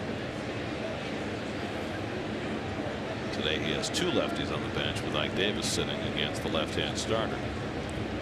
Hefner has struck out Moustakas twice already today. Now over 100 pitches. The Mets bullpen is up. And the changeup fouled off.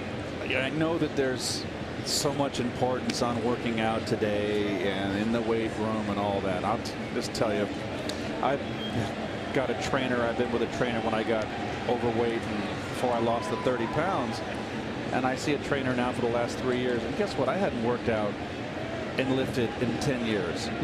And I'm 57 years old when I started working out again. And it took around 6 weeks and my muscles came back from muscle memory. So I don't buy it when you got a professional athlete out there that's in his 20s or early 30s. If I'm at 57 and my muscles came back after a decade layoff, the athlete's certainly muscles are going to bounce back. So end of my statement. Thank you, sir. We'll let you know if we Rest my case.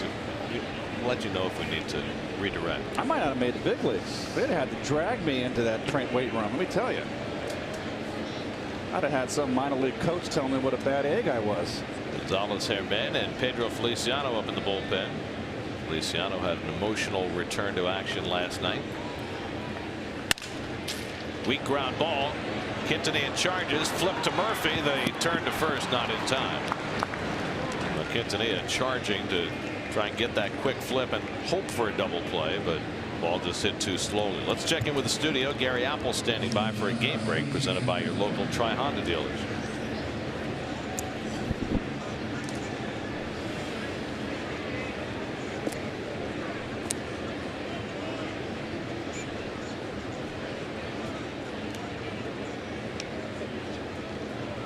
Shuck said afterward it might not have been the most elegant thing, but it worked. But it worked. Wound up amongst the fans. Alcides Escobar is 0 for 2, struck out and popped up. Hefner at 105 pitches. His career high pitch count came in his last start against the Marlins on Monday through 111 in 5 1/3 in that game. So he's in the same neighborhood again today. Pitching on regular rest. And the one bad inning in the 3rd, but he's recovered nicely since then. 2 out and a runner at first. Escobar trying to lay down a bunt. That's the second time in this game with 2 out and a runner at first that he's tried to bunt for a hit. Well, he's not hitting. He's a big OUT. But that's not a particularly team-oriented play, is it? Well, it gets Gutierrez up and puts the runner in scoring position. I guess if you're in a slump like he is, and he doesn't look good at the plate. So it does further the inning and potential another run to drive in, another runner in scoring position. Of course, that's only if you're successful. You certainly don't want your middle, your 3, 4, and 5 hitters doing that, or 6 hitters. This is not really a great lineup. This Royal lineup. This is the second game we've seen him play, and it's not exactly a barn burner. Well, they are 12th in the American League in runs scored. Under 4 runs per game. Well, the Tigers keep on winning. They won their 6th in a row last night, 10 of 11. So despite that 9-game winning streak for Kansas City that was snapped last night, they find themselves 7.5 in arrears. Well, the Tigers picked up some relief pitching, correct, at the break. They got Jose Veras, yes, from the Astros.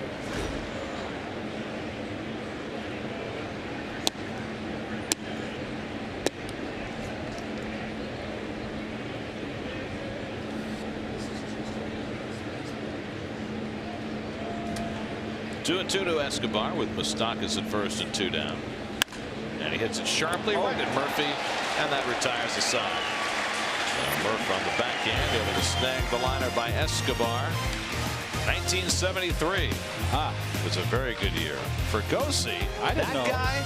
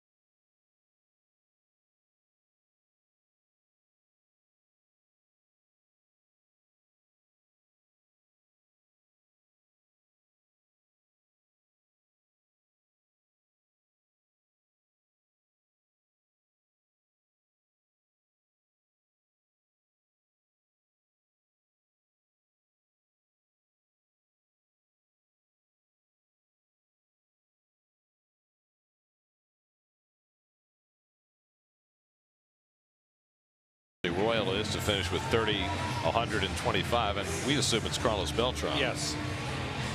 And we would be right. Well, let's wait. It's not. See, we're not as right as you think we are. Bo Jackson, and you know it's easy for this generation to forget just what Bo was and what he could have been had he concentrated on baseball full time. Maybe the best athlete ever to play the game. But he only played a half dozen years before his hip injury prevented him from going any farther. But he was a phenomenon. When he played at Auburn football, the word on him was that he was soft. Soft? Yes. And then he went to the Oakland Raiders and he just destroyed linebackers. I mean, he could hit with great power. He was maybe the fastest player in the game. He would climb walls in the outfield. He had a cannon arm as Young flies out to center field for the first out. And he got hurt on, I believe, a Monday Night Football game. On a long run, I believe, and he just pulled up lame, and that was it. And in 1989, when he had that enormous season for the Royals, when he hit the home run leading off the All-Star game against Rick Russell, a ball that went about 460 feet. That fall, after the baseball season was over, he went to play for the Raiders, and in 11 games rushed for 950 yards. Yes. And you'll never. Who was the big linebacker that he ran over from Oklahoma? Oh, Brian Bosworth. Brian Bosworth, and that sweep on the left side, and Bosworth came in. He ran him over like he was a Tonka toy. Oh. Juan Lagares is 0 for 2 today, and he pops one up. Gutierrez, the catcher, should have room, and that's the second out. So Keith and I were just musing about the food at the ballpark earlier. We mentioned the new Meatball Hero place, which I believe is located behind section 139, and they heard us mentioning it, and so the Meatball Heroes arrived in the booth. Normally, folks, I know this is a very large bite, but I'm hungry. You know, it's great that you can handle that large bite, because for some people it would have been a little overwhelming. It might have been dribbling out the side of your mouth. I'm very impressed. It's a very good sandwich. You have skills beyond what I ever imagined. So give me a little critique. Oh, it's wonderful. The cheese on top. Oh, I always love meatball sandwiches. It's like there's some herbs. There is some sort of. It looks good. So tastes good. The question is, and this is why I originally raised it, can it give Keith's Grill a run for its money? Or are we talking about two completely different animals? Two completely different animals, and I accept all comers.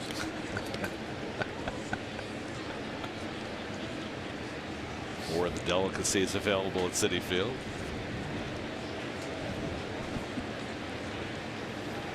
All right, the Mets need some runs here, don't they? Bruce Chen has been dealing. Gets the curveball over for a strike to Satin. It's 2-2. Oh, cotton candy. The bane of Keith's existence. Everybody loves cotton candy but Keith. Nathan's. They're all over the place. Everybody. Satin down on strikes. Chen's retired 9 in a row. 8 strikeouts for Bruce Chen, 1 shy of his career high. 3-1 Kansas City after 6.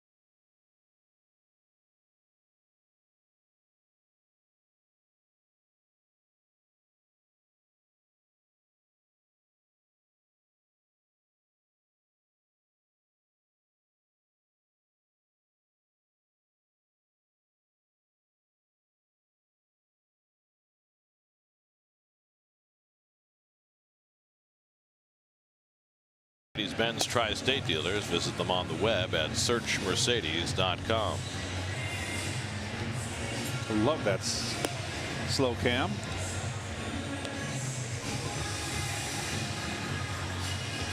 Is that your toy truck? Well, I gave up my toys a long time ago. Traded them in for a doll? For a microphone. Yeah, there you go. Gonzalez Herman will pitch the 7th inning for the Mets after Jeremy Hefner went the first 6.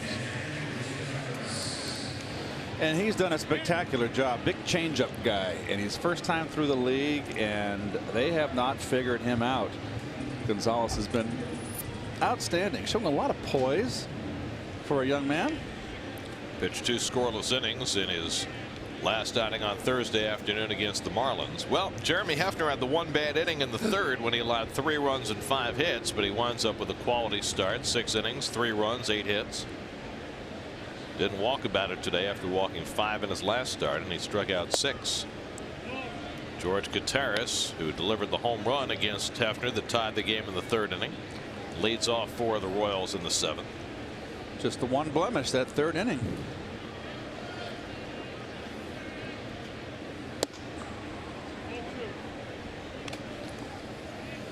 Bruce Chen is out on deck, but the Royals will keep the bullpen busy. Luke Hochevar is up. It was interesting watching Ned Yost use his bullpen yesterday because he bypassed a couple of guys who you thought might have gotten in the game and then went to Luis Mendoza, who's his long man. It turns out Hochevar wasn't available because he had thrown 28 pitches the day before, and his lone lefty in that bullpen, Tim Collins, was not even here. He was visiting his sick grandfather. Collins back today. Hochevar available today. Yost has his full bullpen complement. 3-1 to Gutierrez. You know, I remember you and Ronnie talking about maternity leave today, and Ronnie recalls how you weren't allowed maternity leave. I know that I went home for my first child's birth. I know you mean paternity leave. Paternity, gee, excuse me. Thank you, Gary. It's okay. That's what I'm here for. I don't know. I just think it has to be immediate family only. I mean, I know grandparents are immediate family. Good changeup by Herman to strike out Gutierrez, 1 away. So Herman just continues to impress. He throws strikes. Now, I like his arm, and you look at that sinking change. Well, Chen was out on deck, but he's going to be called back, and David Lowe, who started last night in right field, will be the pinch hitter. Lowe went 1 for 3 last night. Rookie right fielder hitting over 300, so another terrific start for Bruce Chen. That's 4 starts now, and he hasn't given up more than 2 runs in any of them. Today just a run on 4 hits in 6 innings and 8 strikeouts, just 1 shy of his career high. So Chen with a successful return to Flushing, and now Lowe, the pinch hitter for him. Herman misses with a fastball, 1-0. So both starters went 6. Neither one walked a batter. Lorenzo Cain making some friends outside the on-deck circle.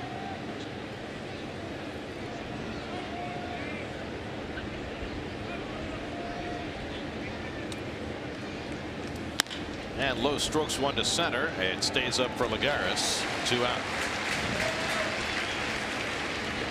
All right. We were talking about the 73 A's. I just got texted by Sal Marciano, the NBC former sportscaster here in New York. He said Gene Tennis and Mike Hegan split first base for the 73 A's. Rico Carty was their DH. I did not know that. I don't remember that. Of course, they didn't use the DH in the World Series back in '73. Dal Maxville was Bert Campaneris' backup at short. Thanks, Sal.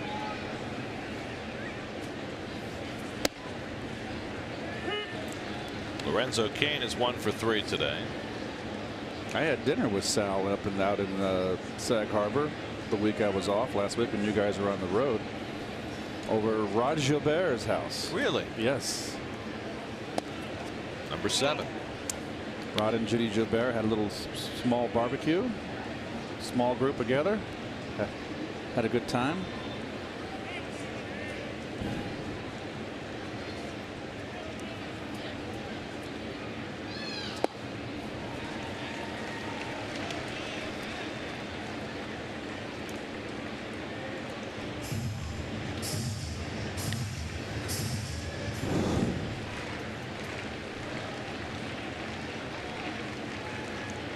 One-two from Herman, and Kane pops it up. Satin comes in from first to make the call, and that retires the side. So Herman comes in and puts together a 1-2-3 inning. 7th inning stretch time at Citi Field. Mets down 3-1.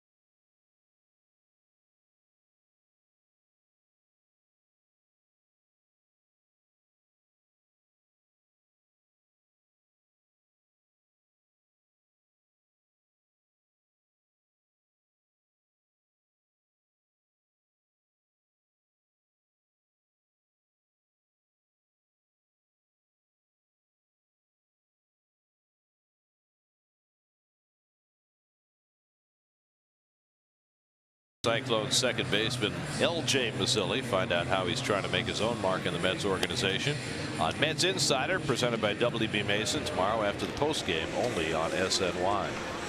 Defensive changes for the Royals. Eric Hosmer moves from right field back to his normal position at first. Jerron Dyson comes in to play center. Lorenzo Cain moves from center to right. And the new pitcher for Kansas City is Luke Hochevar, former #1 pick for the Royals back in '06. Well, he's one of 2 pitchers we did not see, 3 pitchers we did not see yesterday. We were so impressed with the bullpen. Look at those numbers. Wow. Well, Hochevar struggled along for 5 years as a starting pitcher with Kansas City. Never really hit his stride. They moved him to the bullpen this year, and the results have been spectacular. Marlon Byrd leads off for the Mets in the home 7th. Pulls one over the bag, just foul. Marlon almost had himself a double to start the inning.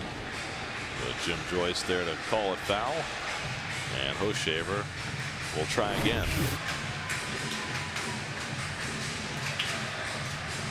And it is. Daniel Murphy, who had a home run for the Mets' only run today, is on deck. And then Justin Turner in the home 7th. Hochevar's 36th appearance. 43 innings, only 24 hits allowed, only 12 walks and 43 strikeouts. His whip is .837. That is spectacular.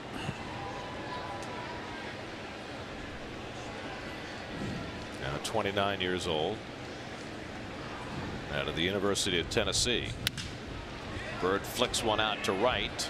On comes Cain, and that's the first down of the inning.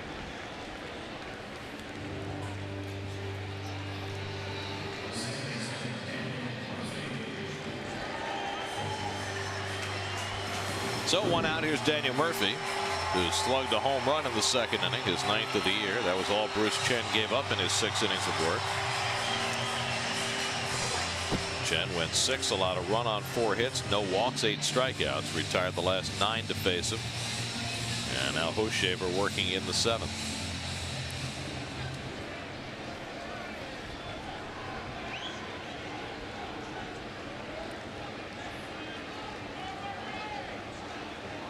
Well, the Mets have scored 5 runs in this series, and they've all come on 3 home runs. A 2-run homer for David Wright in the 1st inning last night, a 2-run homer for Eric Young in the 11th inning last night, and then Murphy's solo homer today. 1-1 to Murph.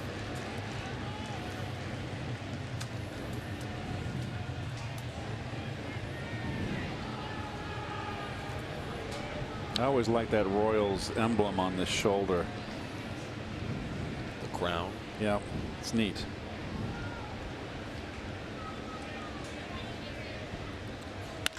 Line to center field, and Murphy's got his 2nd hit of the day. So Murphy is 2 for 3.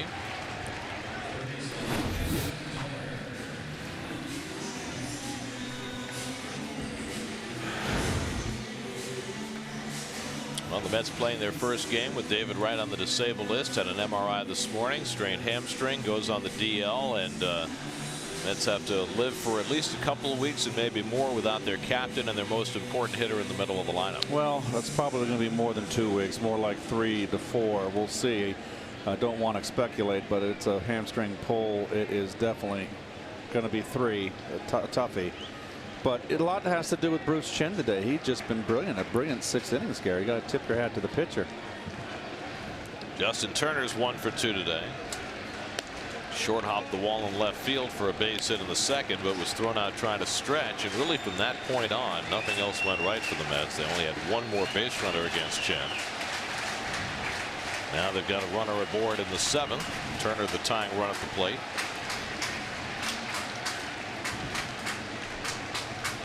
There goes Murphy. The throw by Contreras, and Murphy steals the base. His 13th of the year as he keeps on extending his career high. Well, just picking your spots. You can pick your spots and easily steal 20 bases. Now Murph's got 13. And it's a good time to steal. You don't want to get thrown out. You better make it.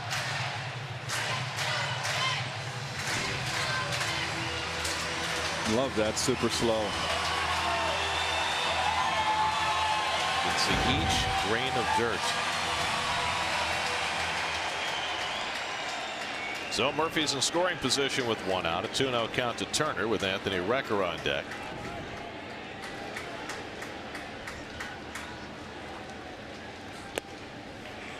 Now it's 3-0. Oh. John Neese getting ready for his what he hopes will be his last rehab start on Tuesday, sitting in front of David Wright. Kind of basking in the sun there. So Neese could be back by the time the Mets get to Arizona next weekend. There's ball 4, and the Mets have the tying runs on base. First walk for either side today, as Hoshaver walks Turner on 4 pitches. The Royals have their left-hander Tim Collins up in the bullpen, as they fully recognize that the Mets have 2 left-handed bats on the bench today with Davis and Baxter. And so Collins, who was not here yesterday, getting himself ready now. Dave Island. Meanwhile, the Mets have their everyday lefty Scott Rice up in the bullpen. Dave Island, former pitching coach with the Yankees, now has the #1 staff ERA in the American League coming into today. Here's Anthony Recker with 2 aboard and 1 out. And Recker pops it up. Infield fly rule will be called as Tejada camps under it. The batter's out. 2 away. So Recker pops up the first pitch, and now Omar Quintanilla will come up with 2 out and 2 on. Ned Yost is on his way out to the mound. He's got the lefty Collins ready, And looks like he'll bring him in for Quintanilla. So a pitching change for the Royals. Mets have a threat going in the 7th with 2 out and 2 on. The call to the bullpen brought to you by Verizon Wireless as Collins makes his way in. We'll be right back to Citi Field.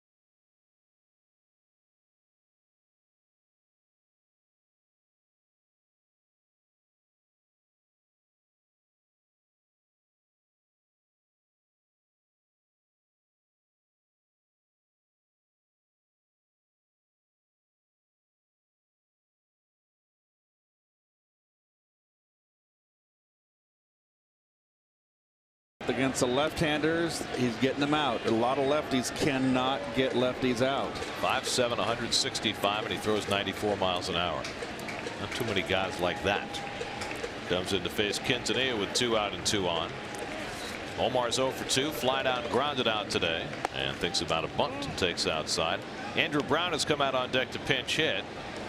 There's no pitcher up in the Royals bullpen, so if Quintanilla gets on, then Brown presumably would get to face the left-hander. And Quintanilla on the year with 57 at bats, 211 against lefties. And Collins probably falls behind him 2-0. Tim Collins from Worcester, Mass, just 23 years old. Now in his 3rd year with the Royals.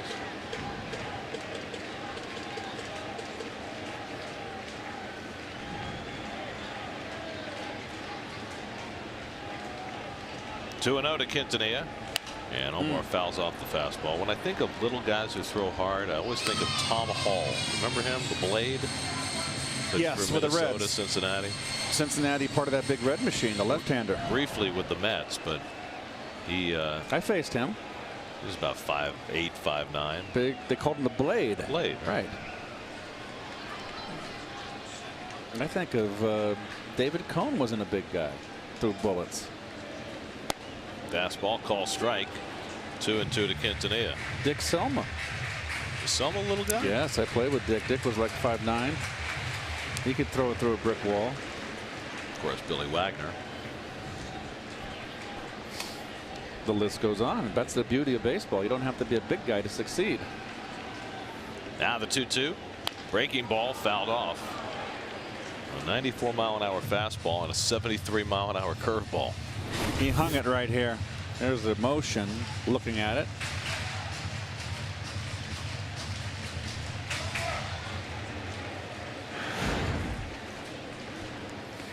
Oh, it looks easy, doesn't it? No, actually, it looks very hard.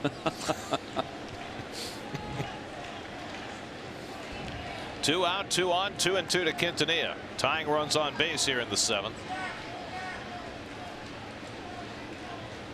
And Omar takes strike 3 call. Jeff Nelson said that fastball caught the outside corner. And so Collins comes in and gets one big out to close out the 7th. You make the call.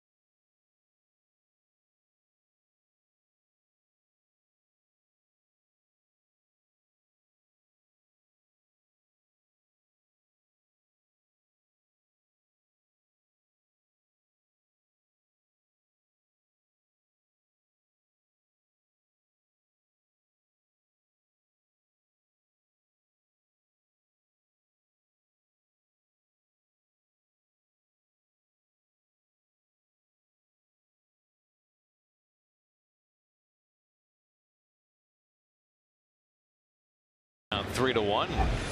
He's going to turn back into perpetual Pedro.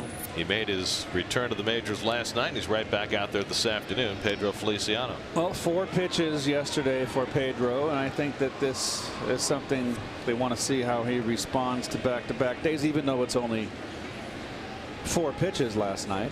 Eric Hosmer is 2 for 3 today. And he takes a strike on the inside. I asked Pedro this morning if he was nervous last night. After all, he hadn't been on a big league mound for 3 years. He said, I was a little anxious because, you know, he's a guy normally with ice water in his veins. But it was a long, torturous road back for Pedro Feliciano, who pitched in 92 games in 2010. Signed a 2-year deal with the Yankees and never threw a pitch for them. Had shoulder surgery. This spring he had a heart issue he had to work through. Then he had that food poisoning issue.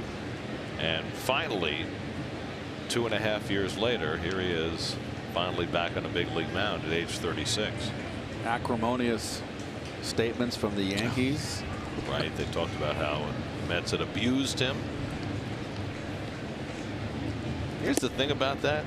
It was in all the papers that he was in 92 games. It wasn't exactly a trade secret. So if they felt that way, why did they sign him? And Pedro was a workhorse for the Mets all those years. Here's the 1-2 to Hosmer, and a breaking ball popped up near the mound, and Pedro's going to have to play it himself. I got to get any help. Satin was not going to get there. Recker never moved. He didn't know where the ball was, and so Pedro made the play himself for the first out. Well, the ball wasn't hit that high. So it was good verbal communication here. See, Pedro's call. Recker doesn't see it. It's really got to be Satin's ball. Yeah. But then there was communication. That's what the. See, Recker has no idea. But it's not his ball anyway. It's the first baseman's ball. So 1 unassisted in your scorecard.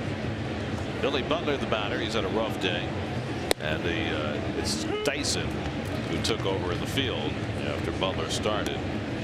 Gerard Dyson who took over in center field. Aaron Crow, the setup man for the Royals, who was so impressive last night, is up in the bullpen. I forgot to put him in my scorecard Yeah, so too. did I. That's why I got it wrong. Turner was playing in against the speed of Dyson. Right place to be, and he throws him out 2 away. SNY Super Slow Motion is brought to you by your Mercedes-Benz Tri-State dealers. Visit them on the web at searchmercedes.com.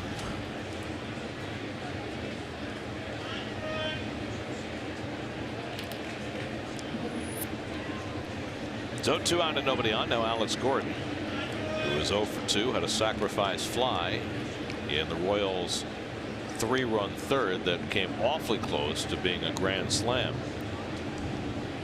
Jeremy Hefner gave up a home run to Contreras, then 3 hits loaded the bases, and Gordon hit one right to the fence in right field that Bird caught.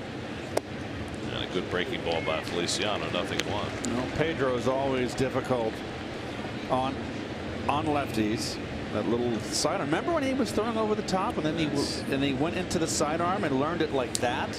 Well, remember he was with the Mets. He went to Japan, and when he came back, they made him a sidearmer, and his career took off from there. And for someone to make that kind of change that late in the career, that shows a remarkable amount of intelligence to be able to figure it out so quickly like Pedro did. Miguel Tejada on deck. No, I'll tell you this, and I think I speak for everybody in this organization. It is great to have him back. 1-2 to Gordon. You don't know how it's going to go, but to have a professional like Feliciano, who was such a valuable piece of this team for so long, back gives everybody a boost.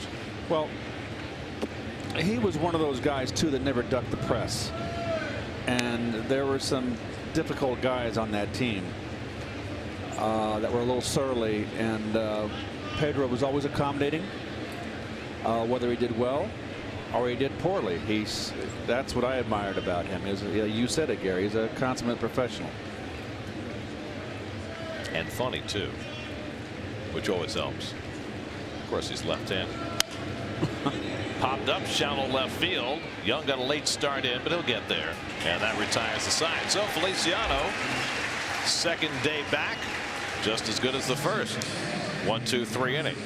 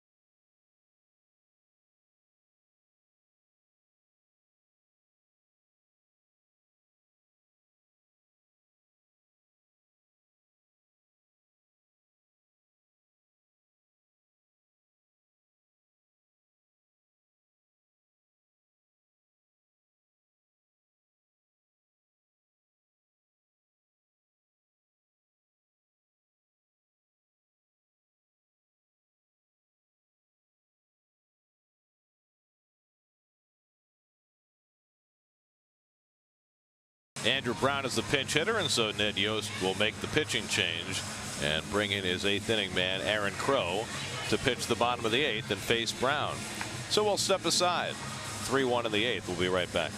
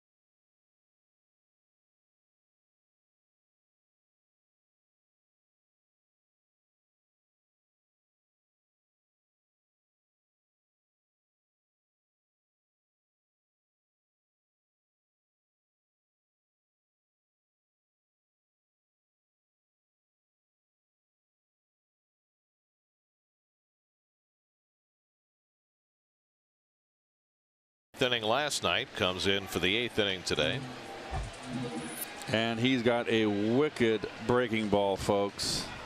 Andrew Brown will stay in as the pinch hitter, and he takes outside ball 1. Salvador Perez has come in to catch, so after going for offense in his starting lineup today, Ned Yost now has his defensive unit in the game. Took Butler out in the last inning. Now he takes Gutierrez out and puts in his #1 catcher. Grounded over the bag. That's a fair ball down the line. It caroms out to Gordon. Brown trying for 2, and now thinks better of it and goes back to first. Gordon's already shown off his arm in this game. He threw out Turner trying to stretch in the 2nd inning, and so Brown thinks better of it. And the Mets will get the tying run of the plate. He would have been dead to rights. Nice hitting by Brown. Fastball down and in, right down the line. Watch the carom right here. That sets up the look at the throw on the run too. He's hustling out of the box. No chance for 2. So Brown is aboard with a leadoff pinch single, and now Eric Young, who had a 2-run homer to win the game last night, is the tying run at the plate. Young is 1 for 3 today, single back in the 1st inning. Mets now with 6 hits.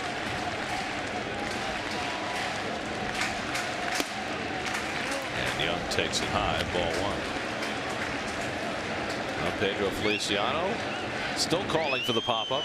It's like, who's got it? Well, he's been back in the big leagues for less than 24 hours. He's faced 4 batters. He's retired them all. Every reason to be happy. And now Crow behind on Young, 2-0. Crow last night gave up a leadoff double to Ike Davis, but then was able to get out of trouble in that 9th inning. The big at bat in that inning was Justin Turner, who he struck out on 3 pitches with the winning run at third base. Juan Lagares on deck. And Young fouls back the fastball, 2-1.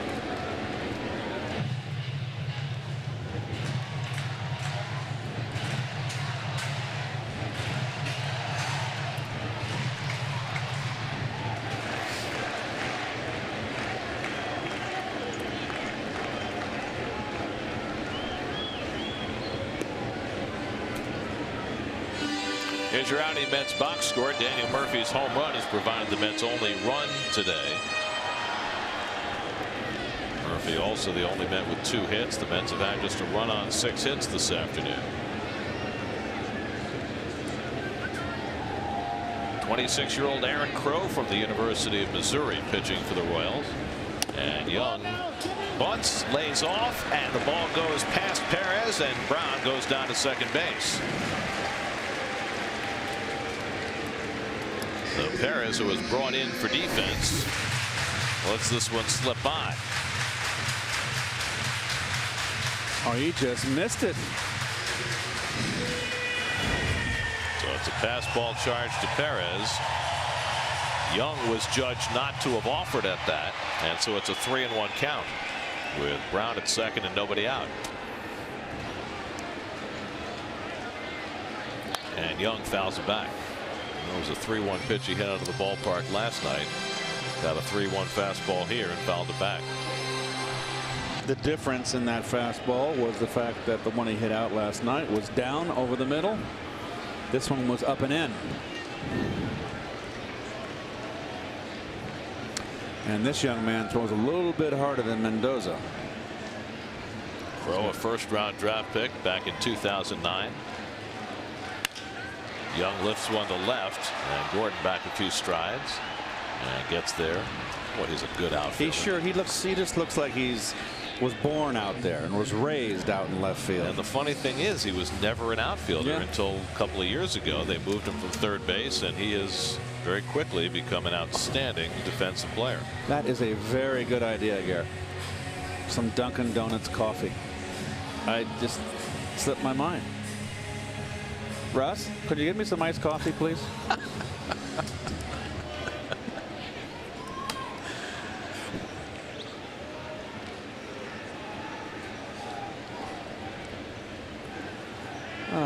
One out, Brown still at second, and Juan Lagares the batter. Lagares is 0 for 3, and he takes off the plate from Crow. Juan 1 for 8 in this series.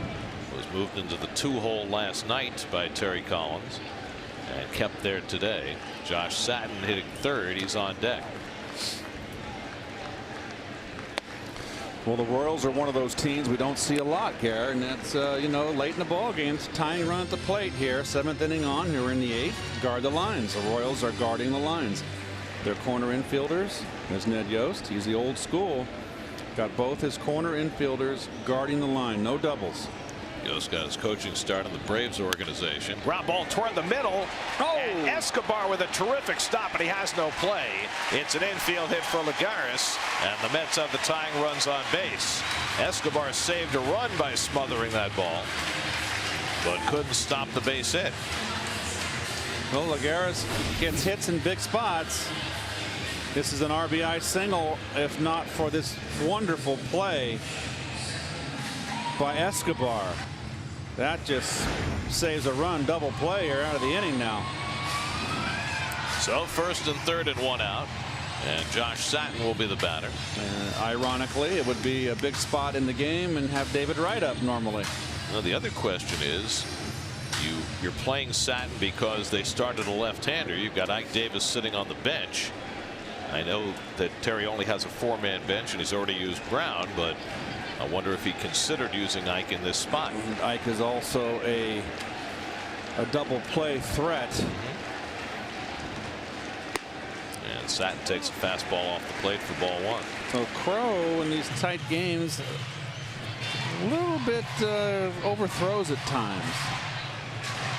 Kelvin Herrera, who pitched briefly last night, is up in the bullpen. 1-0 to Satin, who's 1 for 3 on the day. And Josh takes a fastball for a strike. 1-1. Crow's throwing more fastballs today. Yesterday, all he did was throw a breaking ball.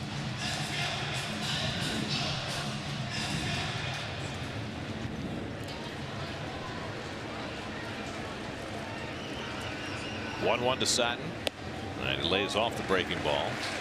2-1. So what we saw yesterday of Crow was that he threw all those curveballs, only 1 for a strike. He was down with all of his curveballs. So okay, we've seen you once. We're going to make you get the curveball up. And that's one thing about Satin. He does not generally chase out of the strike zone. He's very patient, sometimes to his own detriment. And he lays off that one, but that one's a strike. 2-2.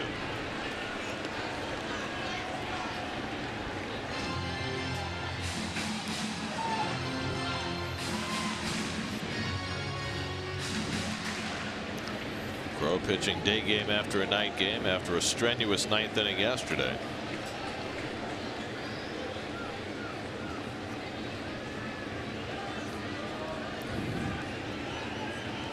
Two and two to Satin with runners at the corners. Lagares runs the pitch outside. No throw by Perez, and now the tying runs in scoring position.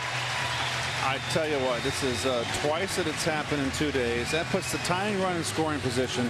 Pitchers not holding runners on. What would they do with the 84 or 85 Cardinals? It was the Mets who allowed the same situation last night with Dylan G on the mound. Elliott Johnson stole second to move the tying run into scoring position. You can't allow that to happen. So now a base hit for Satin could tie up the game. The infield will stay back. They'll concede a run on a ground ball. 3-2 from Crow. And Satin hits one toward the middle. Escobar can't get it. It's into center field. Brown scores. Lagares scores. The game is tied. Josh Satin with a 2-run single to get the Mets even. And the stolen base pays off big for the Mets.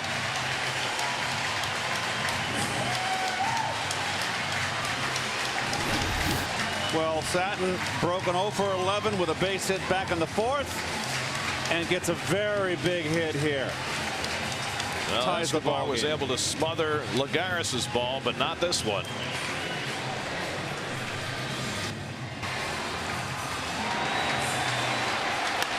Well, the ball's to his left. Shouldn't look over your shoulder. Pick up your third base, coach. But Lagares runs so well, easily scores, and the Mets have fought back to a tie. So that gets Jeremy Hefner off the hook as Satin drives in a pair. His 9th and 10th runs batted in. Now he's the go-ahead run at first with 1 out, and Marlon Byrd the batter. Marlon is 0 for 3 today. Struck out, line to left, fly to right. Satin without much speed at first base. Hosmer will hold him on there. And Byrd takes a slider for a strike. So that slider from Crow maybe not as sharp as it was last night. Well, he's thrown more fastballs. They've laid off. They saw him yesterday, and they were paying attention. I mean, it's obvious. Make him get his curveball up. His curveball's not as sharp. And the dirt picked out by Perez 1-1. So here's the thing, Garrett. When you lay off the bad curveball in the dirt, it's a ball. Now you're hitting 1-0, 2-0, 2-1. He's got to come to you, especially in a tight ball game. Men on base where you can hurt him and beat him. Well, Satin took a breaking ball for a strike and then hit the breaking ball on 3-2. Byrd takes a fastball up and in 2-1. Crow's all over the place this inning.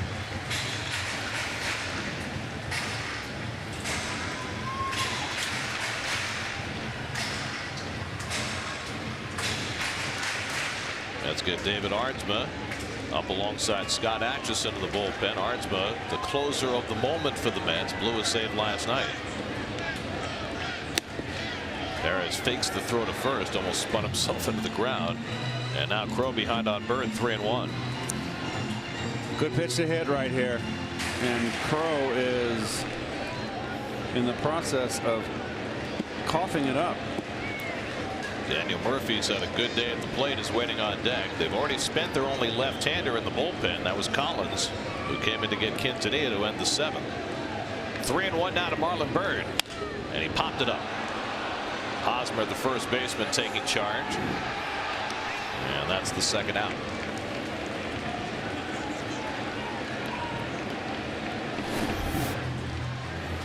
Look how he pulls a little bit of a Don Drysdale, a Rick Sutcliffe. That's called cupping the ball.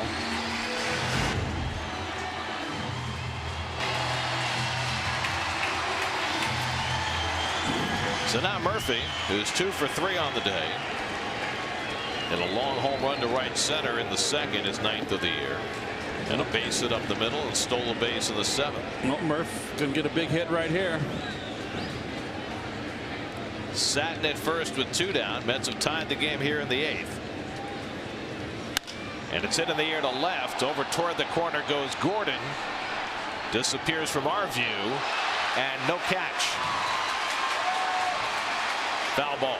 Oh, Murph got a break there. Well, I can't wait to see the replay. I missed it. Well, we can't see that corner from here, so let's see what happened. Nice effort. Oh, he had it. And then it hit the railing and it came out. Oh, what a great shot. Well, that captured it. Whose hat is he that? almost caught it coming down. That's a fan's hat that came flying out of the stands? He almost caught it coming down. So he had it in the glove. The glove hit the railing and oh, he almost caught it coming down. It's quite an effort. He's had himself a fantastic game. That would have been the catch of the year. Now who wears that hat to this ballpark? No, Yankee hat. Can you believe that? Oh. Murphy with the emergency hack, and it's 0-2.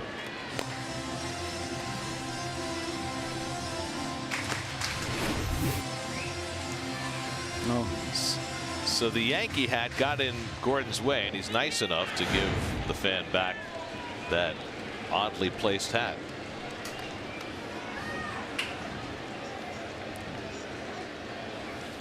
Murphy takes strike 3 call. Knee-high strike to end the inning. But the Mets rally to tie it in the bottom of the 8th inning. Juan Lagares stealing second, put himself in scoring position, and Josh Sutton gets him home with the tying run. 3-3 as we go to the 9th.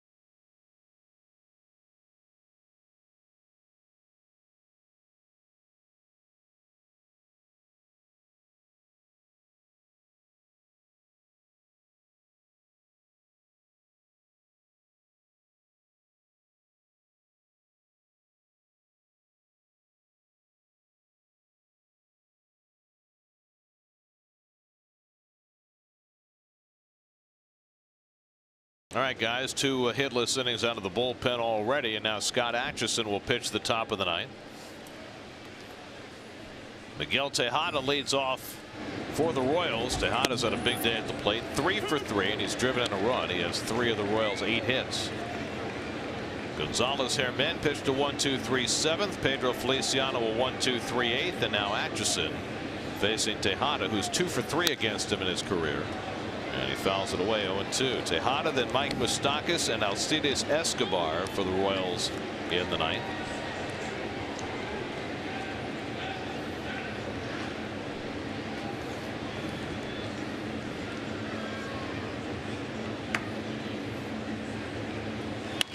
breaking ball hit to shortstop. Quintanilla waits on it and throws out Tejada, one away.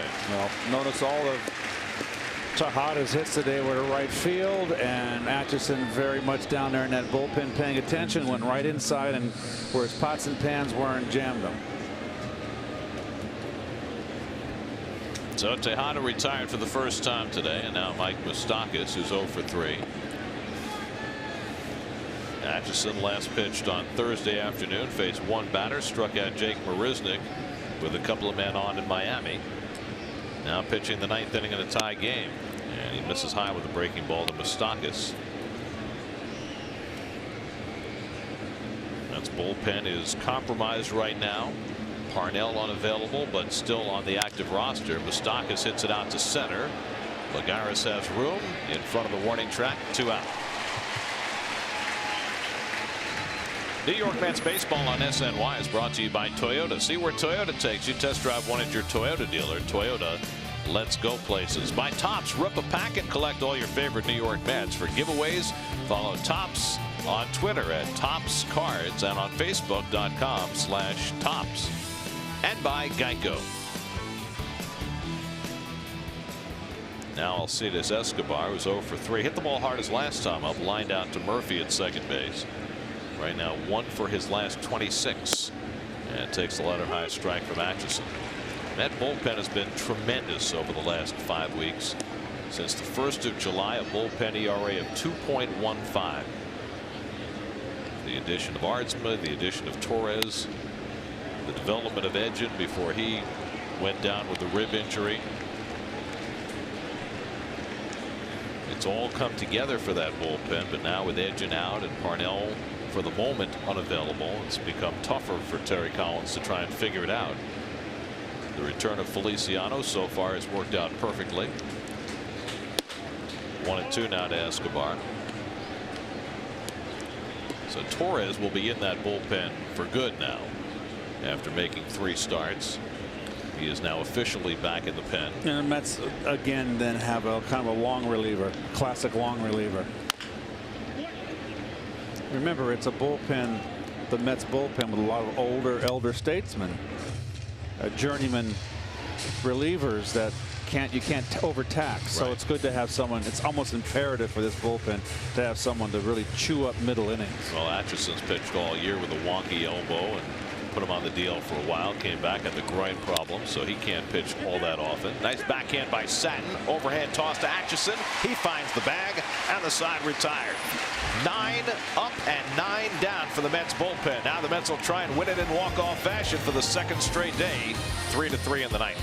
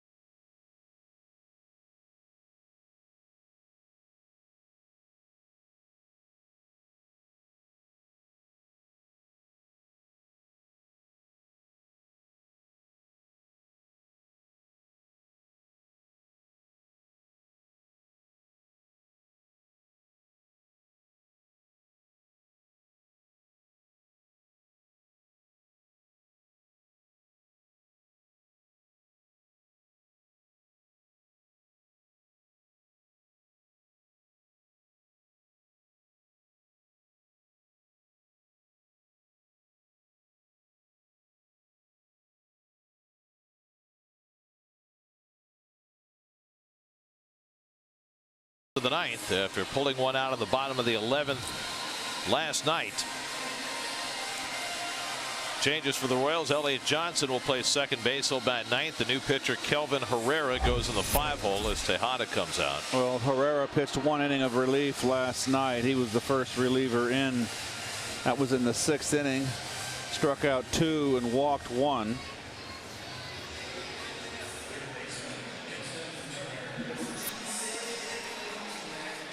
Justin Turner will lead off for the Mets in the last of the ninth. It'll be Turner, Recker, and Quintanilla due. The Mets still have 2 left-handed bats on their bench in Davis and Baxter. The pitcher due up 4th in the inning.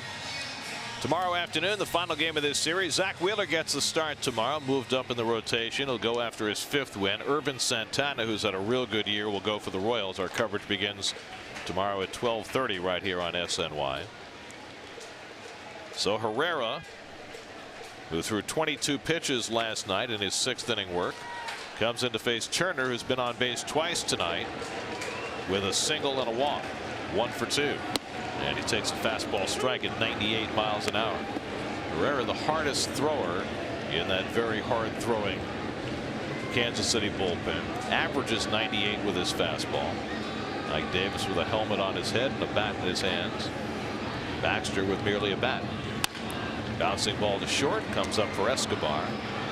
Turner retired, 1 out.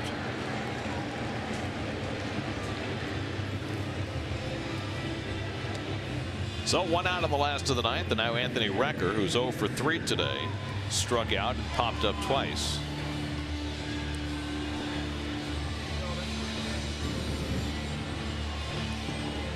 The Royals 3 runs, 8 hits, no errors. The Mets 3 runs, 8 hits, no errors. Jeremy Hefner had 1 rough inning in the 3rd, gave up 3 runs, but the Mets have held the Royals in check since. The Mets got a home run from Murphy in the 2nd, and then a 2-run single from Josh Satin to tie the game in the 8th. Recker bats with 1 out and nobody on. And bounces the first pitch down to 3rd, a foul ball. As Keith noted in the last inning, the Royals playing the lines, playing no doubles. Coming up tonight on Geico Sports Night at 10:30, Circus Indeed. Hall of Fame ceremonies in Canton, Ohio, and the Jets have their scrimmage all on Geico Sports Night tonight at 10:30. See Hosmer and Moustakas on the corners, both guarding the line. Yep, I'm a firm believer. Record takes a curveball for a strike, and it's 0-2. Now Herrera's got a 12-6 curveball. For all you novice fans out there that might be just tuning in for the first time, that's a think of a dial the clock, 12 noon to 6, straight over the top curve. Top to bottom.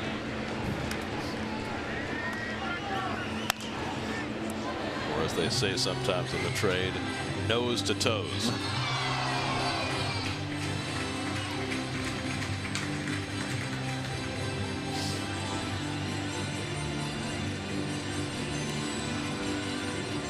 '23-year-old Kelvin Herrera in his 3rd year with the Royals, and comes in throwing bullets.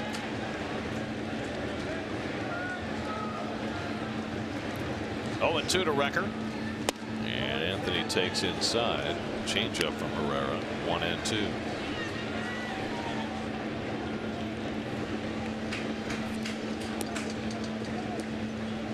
Omar Quintanilla waits on deck. If anybody gets on, the pitcher's spot would be up, and we saw Ike Davis in the dugout preparing.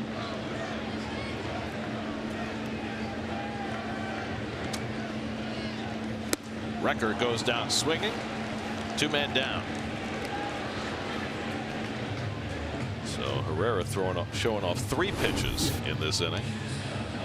Came inside and got him. Oh, change. That's not fair. Circle change.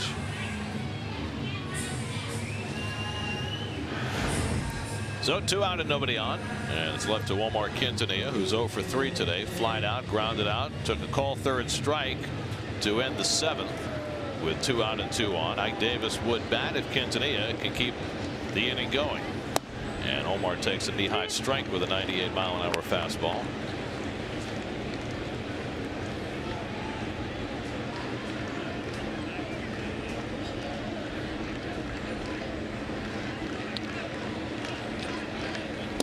And the curveball in for a strike. This is almost unfair. It's not fair. I mean, 3 quality pitches. It's there should be a law against it. Then they might outlaw Matt Harvey. Who would want that? Here's the 0-2, and Quintanilla hits it slowly. Johnson in front of it, and we're going to extra innings for the 2nd straight day. Through 9 at Citi Field, Mets and Royals tied at 3.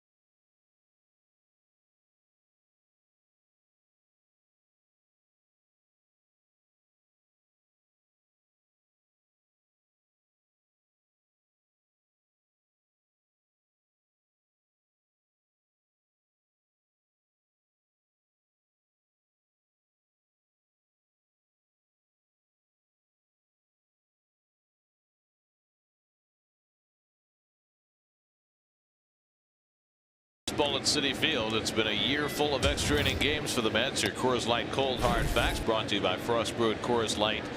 Longest average length of game. There are 3 American League teams ahead of the Mets, but no National League team. They're all by themselves. Scott Atchison, who had a 10-pitch 1-2-3 9th inning, stays on for the 10th. Salvador Perez up for the first time.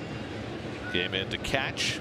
Committed a pass ball that helped the Mets tie the game, and now bounces one down to Turner at third. Plenty of time with the slow-footed Perez. 1 out. Well, Perez didn't even run that ball out. You know, the Royals have 2 types of players in their lineup. They've got speed demons and truck horses. There's nothing in between. Well, this is not a very good effort here. That's just getting my my low rider there. My convertible down, 2nd gear, sunglasses on. It's Elliott Johnson, who just came in the last 10th inning and takes a curveball for a strike from Atchison. Johnson started last night at second base, went 0 for 3. He has struggled with the bat this year. Switch hitter, batting just .195 for the season. Came over from Tampa Bay in the same deal where the Royals got James Shields and Wade Davis. Lorenzo Cain, the leadoff hitter, on deck. Well, Met relievers have now faced 10 batters and retired them all. It has been a tremendous run for this bullpen. Gonzalez Herman a 1-2-3 7th. Pedro Feliciano a 1-2-3 8th. 4 up and 4 down so far for Scott Atchison. And Johnson fouls it off, and it's 2-2. Royals came into this series a red-hot team. They had won 9 straight games. The Mets cooled them off last night. They also came in an almost unbeatable team in extra innings. Kansas City was 7-1 in extra innings before their loss last night. 3-2 now to Johnson. The Mets, with their win last night, evened up their extra inning ledger. They're now 7-7 in extra inning games.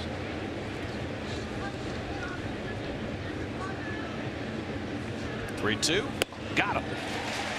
Atchison strikes out Johnson, 2 men down. First strikeout for Scott. Slider down out of the strike zone. Fishing.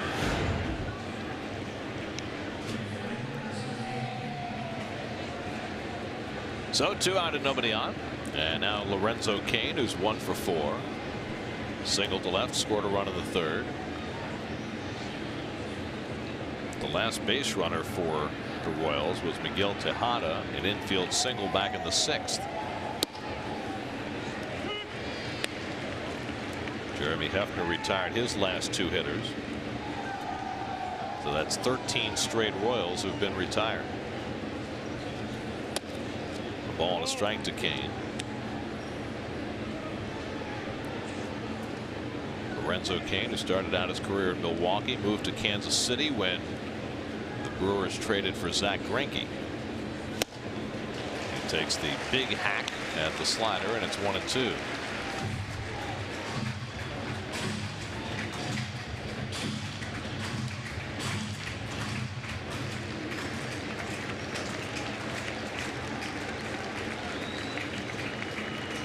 Now Atchison's 1-2 pitch, and Cain hits a tapper right back to him. Atchison shows off the ups and makes the play to end the inning. 6 up and 6 down for Scott Atchison, and a rebound to boot.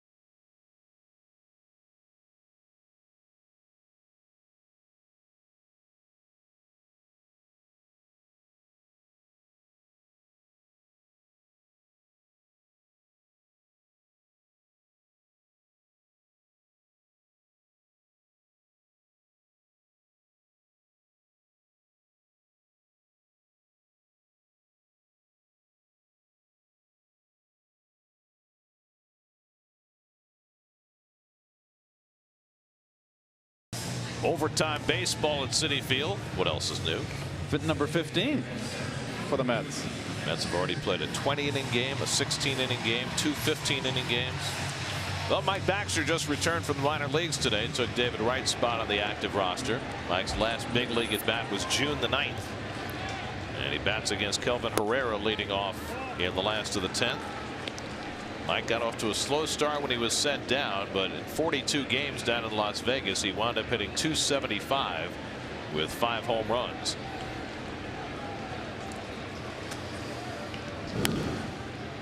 A ball and a strike to Baxter, who's had a couple of walk-off hits for the Mets this season. Got off to a somewhat slow start this year, and now after a stint in the minor leagues and the birth of his son, ready to restart his big league career. And takes the curveball out of the strike zone. 2-1. Last year Mike hit over 400 as a pinch hitter, 263 overall, just 212 this year.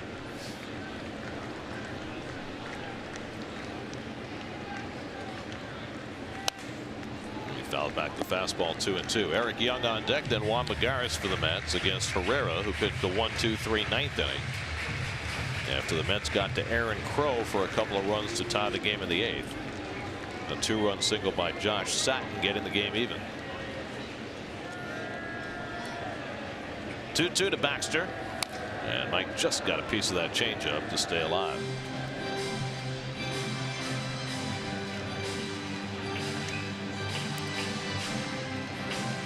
Herrera, the 5th Kansas City pitcher. Bruce Chen was tremendous today. A lot of run on 4 hits in 6 innings. Luke Hochevar and Tim Collins combined for a scoreless 7th, and then Crow gave up the 2 in the 8th. Baxter pulls one into right, but there is Kane to pick it off for the out. So a soft line drive to right field for the first out. 1 away. Now Eric Young, who ended matters last night for the Mets. Well, down fastball. Middle. First home run as a Met. First walk-off hit of his career. It came at the bottom of the 11th inning with a man on. Now about at the bottom of the 10th, hoping for something of the same ilk. Eric is 1 for 4. He had a base hit leading off the first inning. Since then, he's hit the ball in the air 3 times and been retired.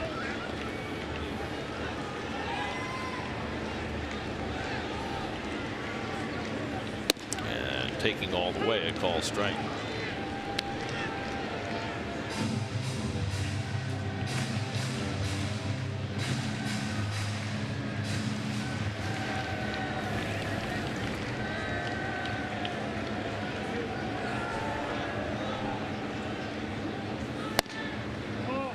Eric hit his walk-off home run last night, just about 15 years after his father, Eric Young Sr., hit the only walk-off home run of his career as a Dodger against Steve Klein of the Expos, August of 1998.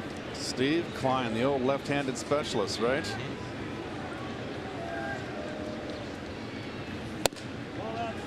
2 balls and a strike to Young.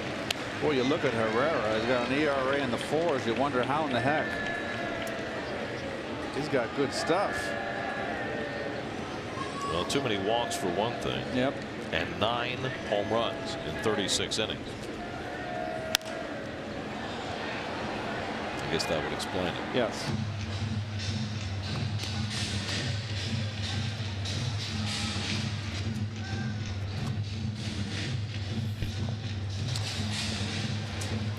So tell me, Gary, this is the 15th extra inning game. You've been at this a lot longer. I never paid attention to how many extra inning games I played.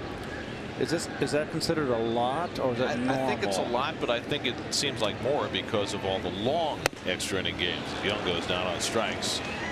Fastball by Herrera blows him away for the second out. Uh-oh.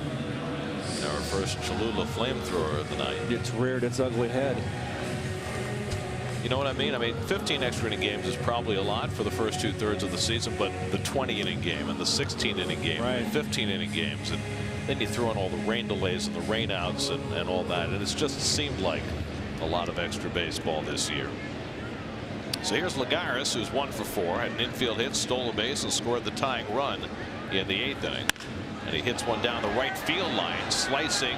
Kane moves over and grabs it right before it's smacking the sidewall. Caught it in fair territory, and that retires the side.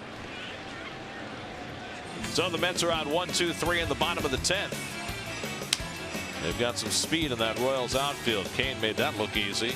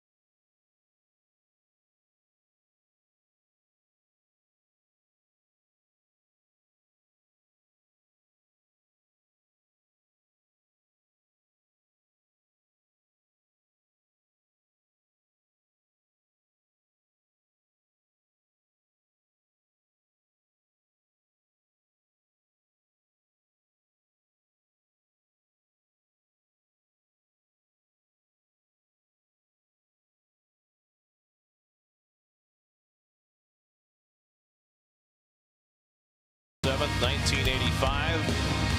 The only World Series championship in Kansas City Royals history. Brett Saberhagen, Game 7, a 5-hit shutout to beat the Cardinals 11-0 and secure the World Series for Kansas City. And that was the Cardinals. The Cardinals were up 3-1 in that series. And then the blown call in Game 6, where George Ordo was called safe at first base by Don Denkinger on a play where he was clearly out, and that enabled the Royals to rally and force that Game 7. Jack Clark missed a pop-up on the first base dugout in that game that would have ended the inning before that play would have occurred, I believe. Scott Rice in to pitch the 11th inning for New York. Eric Hosmer, the first man up for Kansas City, and he swings over the fastball, 0-1. Hosmer 2 for 4 today. Yeah, today. Well, it's been a long day. It was a long night last night. It was. 11 innings for the second straight day. Each team with 3 runs and 8 hits as we start the 11th. And a little tapper foul, and Rice quickly ahead 0-2. Scott worked last night, faced only 1 batter. Excuse me, 2 batters. He hit Gordon with a pitch, then he got Hosmer on a ground ball.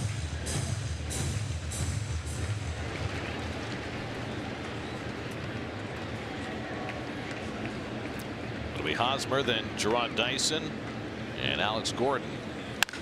Long drive, deep right center field. Bird back in the gap, and he makes the catch. Bird got a great break on that ball, and it wound up being an easy play. 1 out. Got in on him a little bit. Just enough. Marlin gets a good track on it at the Del Monte corn.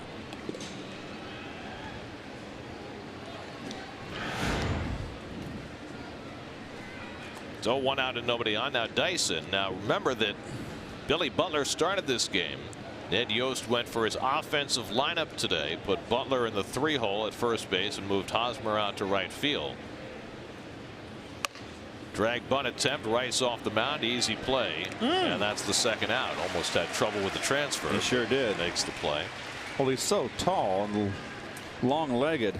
Interesting that you point that out, because our buddy Jay Horwitz informs us today that Scott Rice, who's been listed all year at 6'6", measured himself today and found out he's 6'7".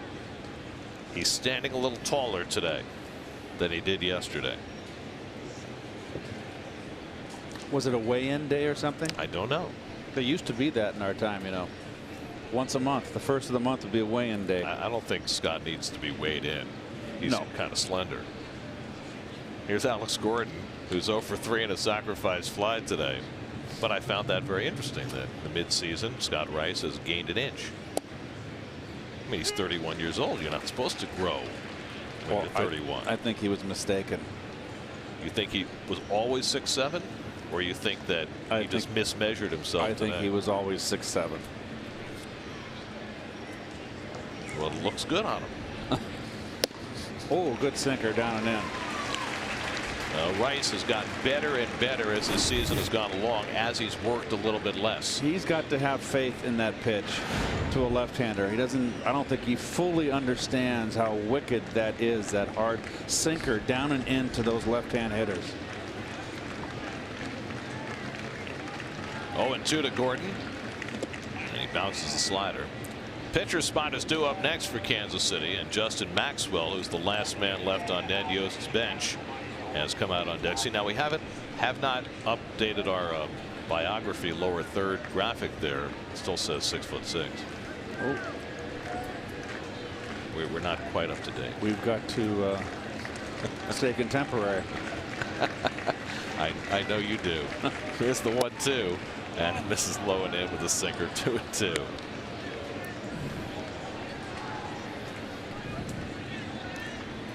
Our graphics coordinator says he needs official confirmation before he's going to update it. We need the official Department of Weights and Measures to come out with the yardstick for Scott Rice. 2 out and nobody on. 2-2 to Gordon, and he hits it out to center. Lagares has it measured. Side retired. 1-2-3. The Met bullpen continues perfect. 15 up and 15 down.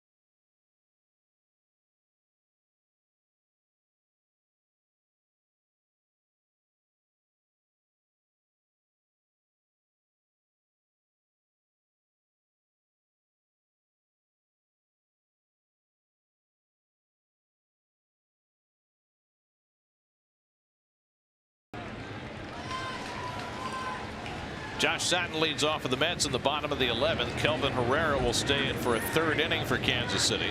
Satin has the biggest hit in this game for New York.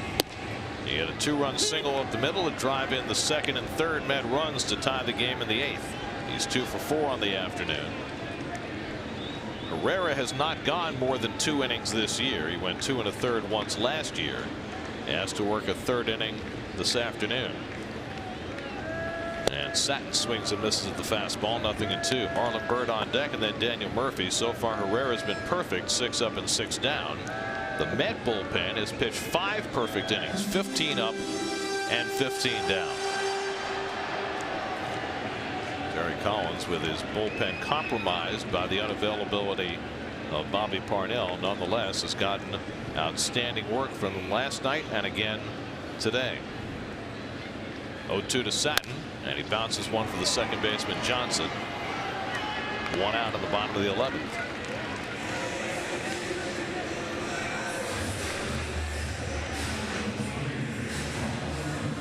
Now Marlon Byrd.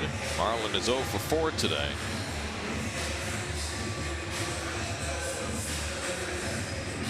Satin's hit in the 8th inning was the last base runner for either side. The last 9 Mets have been retired. The last 17 Royals have been retired.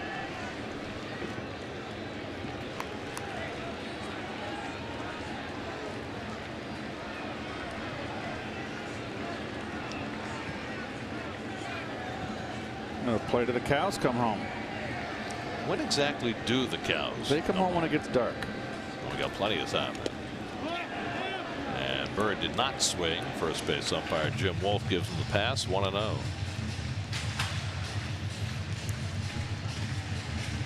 And we have a good 4 more hours of daylight. Sure we do. We can go 20. David Aartsma up in the Mets bullpen, hoping the Mets get him a lead to work with. This young man right here has got good stuff. I said something silly. They can't give him a lead to work with. If they get a lead, the game's over. You knew that, right? Well, it happens, Garrett. Don't worry about it. I'm not worried. I'm just correcting myself. Perfectionist, I understand. Lewis Coleman up in the Kansas City bullpen. 2-1 to Byrd.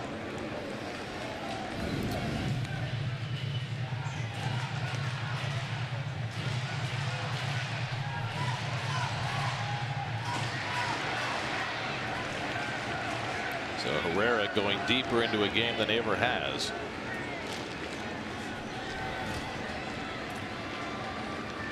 2-1 to Byrd, and it's up and in, and now Herrera behind in the count. First time since he's come in that he's fallen behind. So I got to think right now, bottom of the 11th, Marlon's looking middle in to try to hit one out of here. Again, Herrera is a guy who has given up 9 home runs this year in 37 innings. Marlon leads the Mets with 17 home runs, and he takes that pitch high, ball 4, and the Mets have their first base runner in extra innings.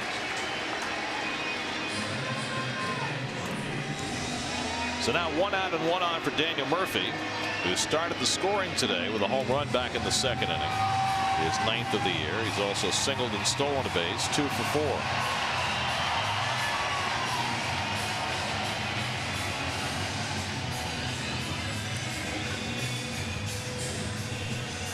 The Mets are playing their 47th extra inning of the year. That is the most in baseball. We can attest to that. Well, you said it felt like a lot, so I'm yes, confirming for you that it's more than any other more extra innings than any other team has played this year. And it's those guys down that first base dugout that have been the recipient of it. Had to bear the burden, so to speak.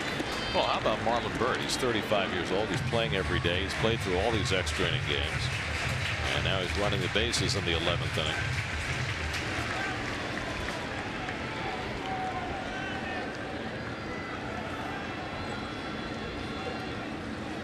They are really shading Murphy to left center field in the outfield.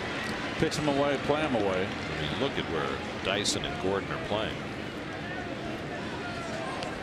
Big gap in right center. Murph could run forever, and that would definitely score Bird. And now, after walking Bird, Herrera's behind Murphy 3-0. I don't think we've ever seen Murphy swing 3-0, have we? He should right now. If he gets a fastball, look to get a gap.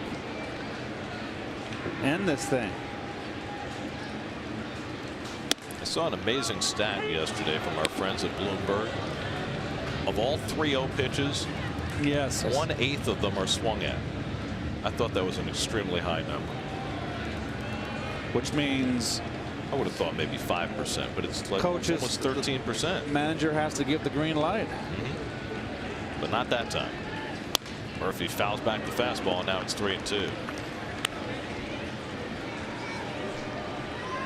And our stat man, Dave Freed, who knows everything, confirms that Murph has not swung at a 3-0 pitch this year. So now, would you run Bird with 3-2 and 1 out? Yes. Murph doesn't strike out. Bird runs.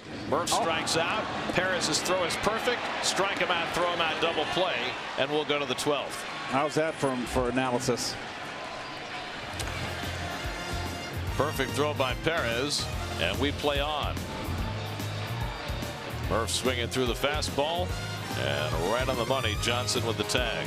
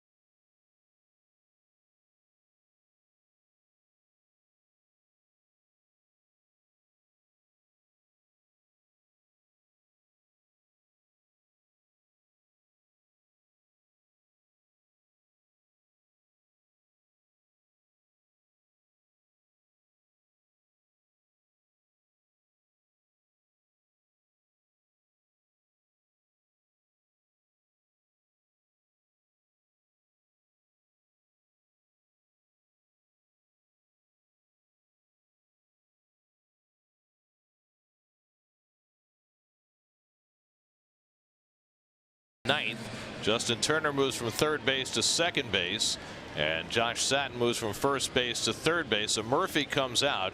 The pitcher will hit in the 5-hole as David Aardsma comes on to pitch the 12th. Well, Aardsma came in to save the game last night and gave up a couple runs. Oh, I'm sorry, 1 run. That tied the ball game. Gave up the leadoff double to Miguel Tejada. Later, the sacrifice fly by Lorenzo Cain to get the game even. Justin Maxwell batting for the pitcher. He's the last man left on Ned Yost's bench.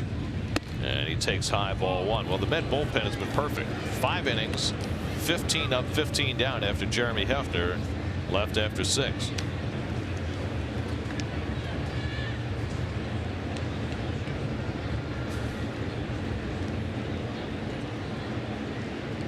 One 1-0 to Maxwell, and he takes below the knees. Maxwell just acquired at the trading deadline from Houston.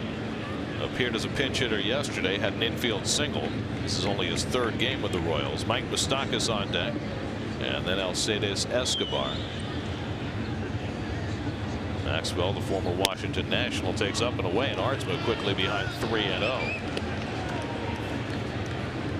Aardsma designated as the temporary closer, with Bobby Parnell still suffering with a stiff neck, and just don't know right now how long Parnell is going to be out. They hope only another day or two. There's a strike, 3-1. Parnell is still on the active roster. He's due to see the doctor again on Monday. But it's become a bit of a longer proposition than the men suspected when he first came up with that stiff neck that he blamed on bad pillows. Well, I almost woke up with a stiff neck this morning. How are you now? I did not spend the night at the ballpark. I had a little bit of a sore clavicle. 3-2 to Maxwell, and he drives one deep down the left field line, hooking toward the pole, and it's out of here. A home run for Justin Maxwell, a pinch hit homer in the top of the 12th, and the Royals take a 4-3 lead. Wow. For Maxwell, his third home run of the year, his first as a Royal, and he's given Kansas City the lead in the 12th inning.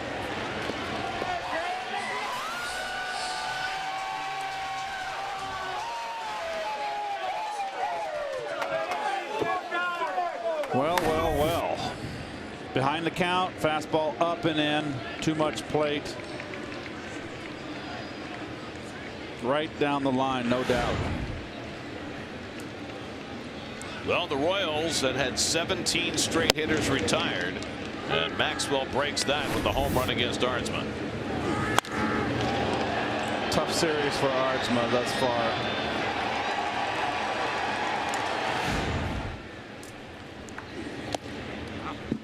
One to Mike Moustakas, who's 0 for 4 today. So now Greg Holland, I would presume, will get ready in the Kansas City bullpen. Their fine closer. 5th career pinch hit home run for Justin Maxwell, who spent his entire career as a part-time player. 2-1 to Moustakas. Just his 3rd home run, but a big one. Rally caps. Looks like Beanie and Cecil. They appear to have been effective, those rally caps. Well, Maxwell, just days after introducing himself to his new teammates, now provides them with a lead. Moustakas pulls one foul, and it's 2-2. Well, in the bottom of the 12th, the Mets will have Turner, Recker, and Quintanilla due up, and if anybody gets on, Ike Davis. And Aardsma now will try and keep this game at a single run and give the Mets a shot at it.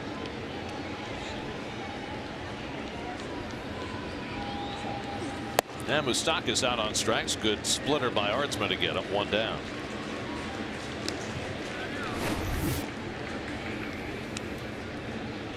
Oh, good one is right. So 1 out and nobody on after the Maxwell home run. And now Alcides Escobar, who's 0 for 4 today, 0 for 8 in the series. Well, the Mets came from behind in the 8th inning with a couple of runs to get even. And now they'll have to come from behind again. They had that game against the Diamondbacks, you remember, back in is it early July, where they came from behind twice to tie the game in extra innings. Yes. Home runs by Recker and then by Neuenhuis. That was amazing. That game was an incredible game. Wound up going 15 innings. It was the 4th of July.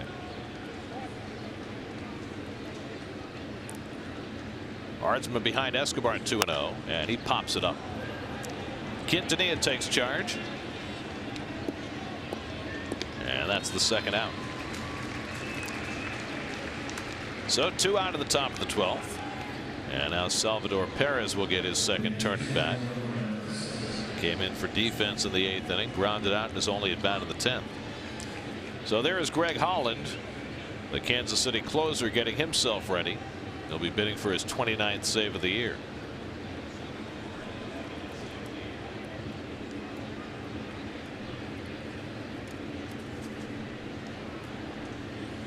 Good slider by Artsman. 0-1 to Perez.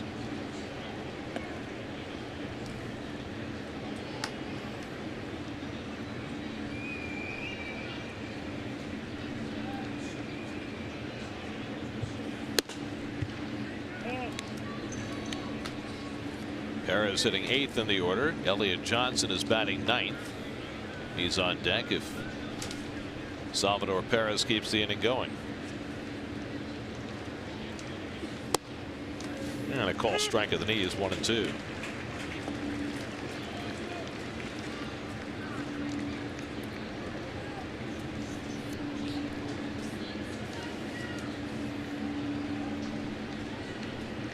Here's the 1-2 pitch, and Perez pops it up into shallow center. Lagares eases in, and that retires the side, but the Royals grab the lead on a pinch hit home run by Justin Maxwell. His first in a Royals uniform, and Kansas City takes a 4-3 lead into the bottom of the 12th at Citi Field.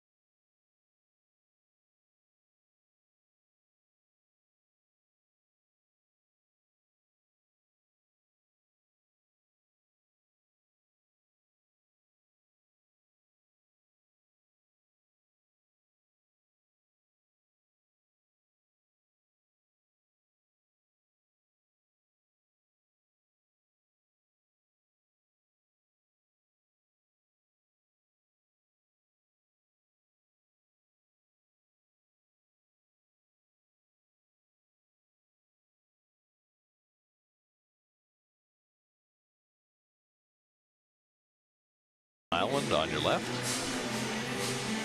Very good, Gary. Well, you know, I've lived here all my life. That was my neighborhood right on down there. There's the UN right down yonder, and on the right would be me. Used to be me. Greg Holland, 28 saves and 30 chances this year, comes on for Kansas City. 21 in a row. Justin Turner leads off in the 9th and fouls off the first pitch fastball, I should say in the 12th. The Mets down 4-3. Big hard thrower, Holland.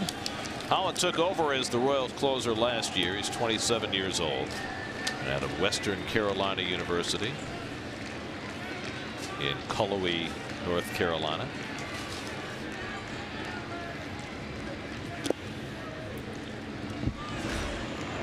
Now Holland ranks up among the leaders in the American League in saves. Look at Rivera, Mariano, the ageless wonder. You sure he's going to retire?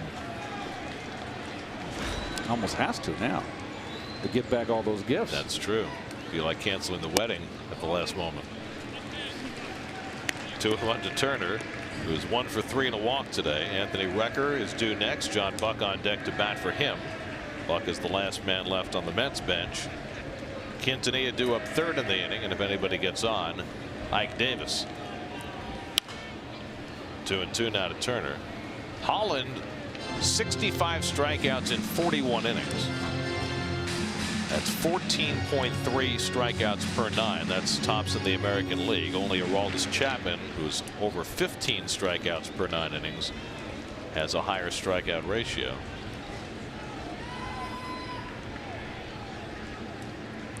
Two and two to Turner, and just got a piece of that, a 96-mile-an-hour fastball. Now we'll take a look at his motion here. Big little short leg kick. It really follows through, almost like Bob Gibson used to follow through. He's only 5'10", but he's 200 pounds, has those strong legs.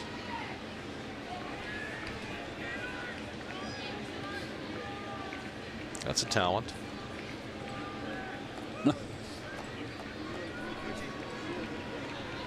Holland, the 6th Kansas City pitcher of the afternoon. Kelvin Herrera stands to be the winner. He went 3 hitless innings, the longest outing of his career. Perez took the brunt of that last foul tip.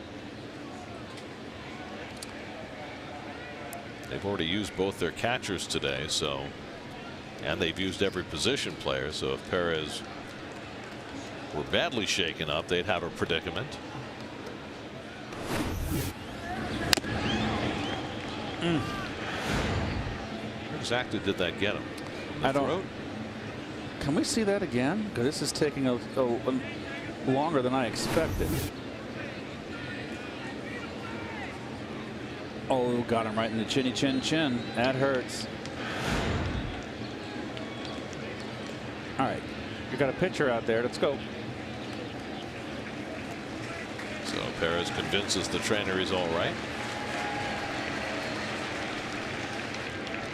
2-2 to Turner, leading off the bottom of the 12th. The Mets down by a run.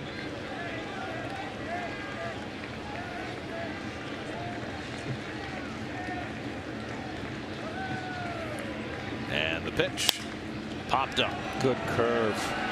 Elliott Johnson, the second baseman, calling all the way. 1 out. So Turner is retired. And now John Buck will bat for Anthony Recker. Recker went 0 for 4 today. Buck caught last night and went 0 for 5.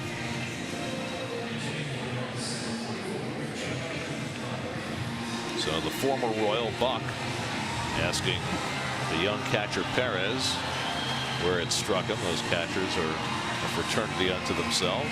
So 2 days in a row. Well, both benches emptied in this one. The only guy that wasn't used last night was Contreras, I believe. Right. So 1 out and nobody on for Buck. Pinch hitting for Recker. And he takes the breaking ball for a strike. Now both bullpens have been tremendous. Arnsman gave up the home run, but that's the only base runner against the Mets bullpen today. 18 out of 19 they've retired.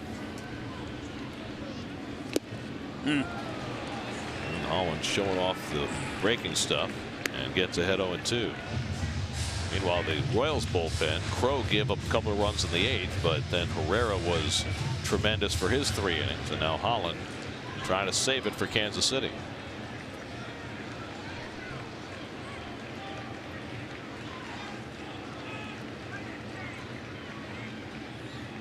Now the 0-2 to Buck. And he tries to hold. No. Stopped it. Jim Wolf with the call. 1-2.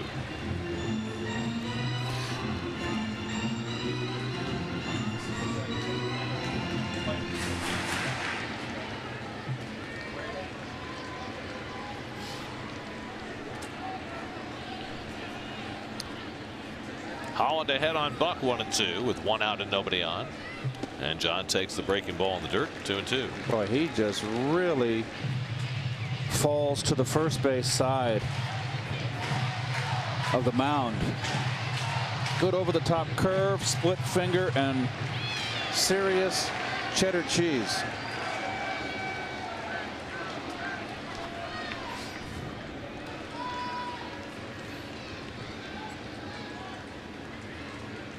Now on 2-2, Buck swings and misses at the fastball. 2 men down. So Holland has his first strikeout, and the Mets are down to their final out of the afternoon. Watch him fall to your left towards first base. Strong legs. Look at the bend. And they always tell pitchers keep that straight line toward home plate. Holland doesn't, but it still works. So Omar Quintanilla will try and keep it going for New York. Mets hoping for a bloop and a blast with Quintanilla at the plate and Davis on deck. Omar is 0 for 4 today. Mets won in 11 innings last night.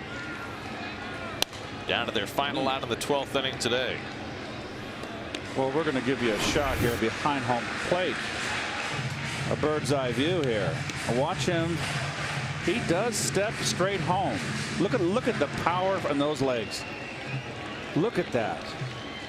That is some serious lower body strength. I think that would hurt your left knee. Oh.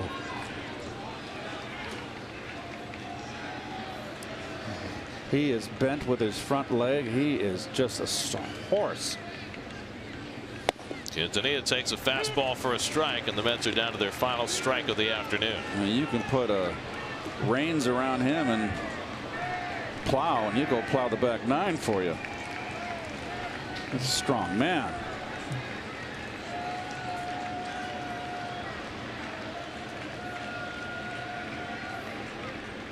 Oh, and 2 to Quintanilla with 2 out and nobody on.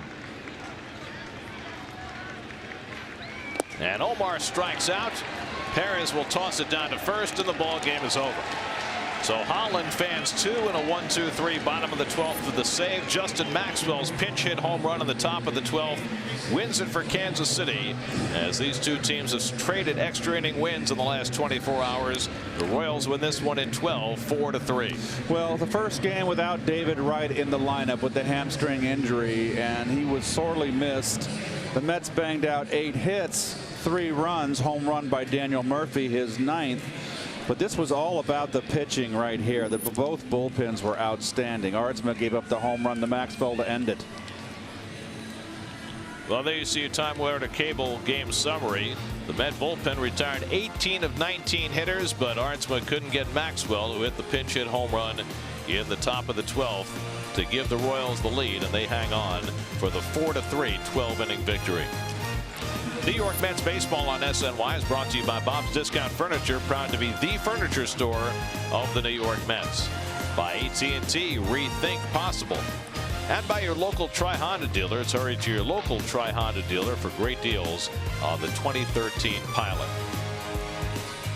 Final score in 12 innings, the Royals 4 and the Mets 3. Rubber game of this 3-game series tomorrow afternoon. Zach Wheeler will be on the mound against Irvin Santana. Our coverage begins tomorrow on SNY at 12:30. Now for Keith Hernandez, Eamon McEnany, and our entire SNY crew, I'm Gary Cohen at Citi Field. Time for WB Mason post-game live. Let's send it off to the studio.